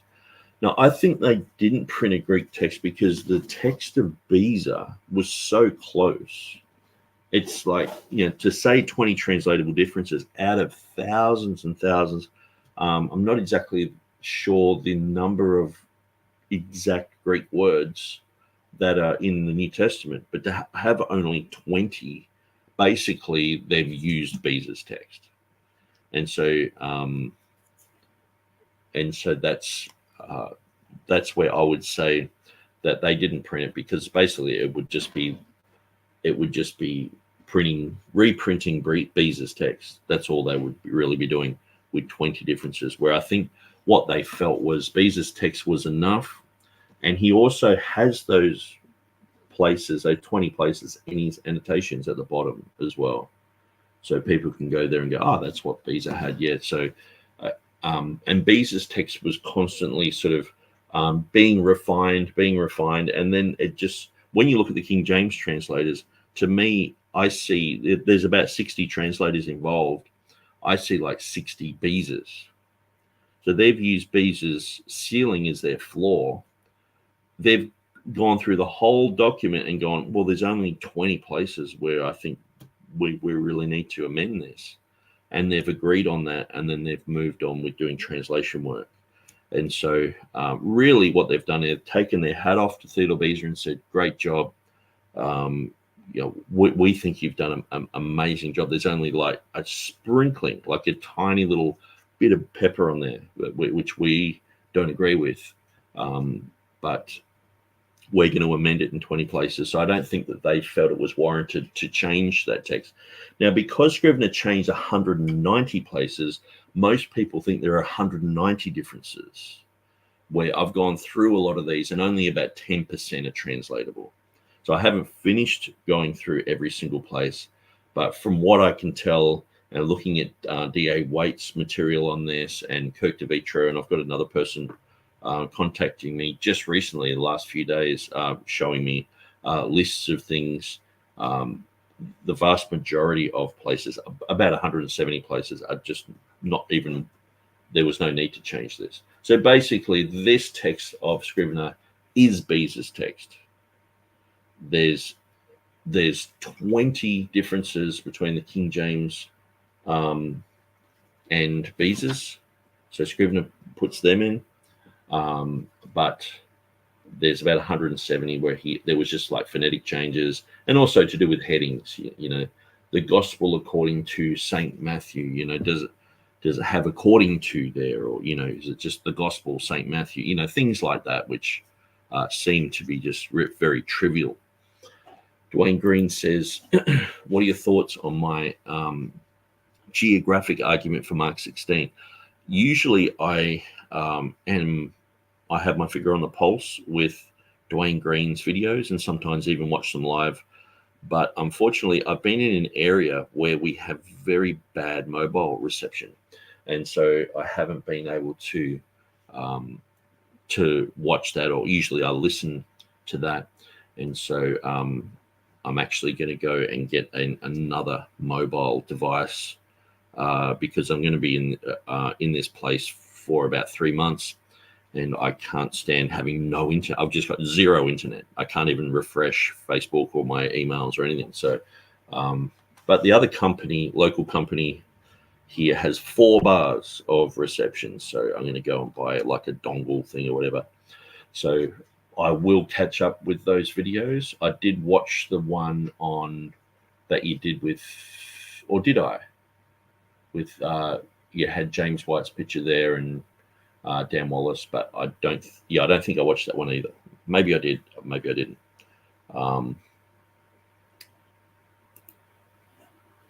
Terry O'Neill says, enjoyed the jokes at Bible Version Conspiracy. Thanks, Terry. Dwayne Green, gotcha. Curious to see where I need to shore it up. Yeah, we'll have a good look at that. And have you got Starlink up there? Yeah, I've got like Starlink on for this house here, because I couldn't get what's called NBN, which is the fiber optic internet. But then a week after I got Starlink, they said you can get NBN, and I was already in a contract, so I'm just going to let that contract go for a year. It seems to be going fine, but then I'll jump onto the National Broadcast Network, which is or Broadband Network, I should say, and that will be lightning fast, the fastest that you can get it, I'm pretty sure, on fiber optic. So, okay, well, thanks for everyone for joining. I've really enjoyed my conversation with Jeff Riddle. Very interesting guy to have on the channel. Dwayne just says, gotcha, we're in rural Ontario. LTE 5G service is poor and there's no fiber, so Starlink is our only choice. It was a game changer. Yeah, I was actually just hotspotting from my phone up until about 3 months ago, and that's why I haven't started to do the any debates or anything yet.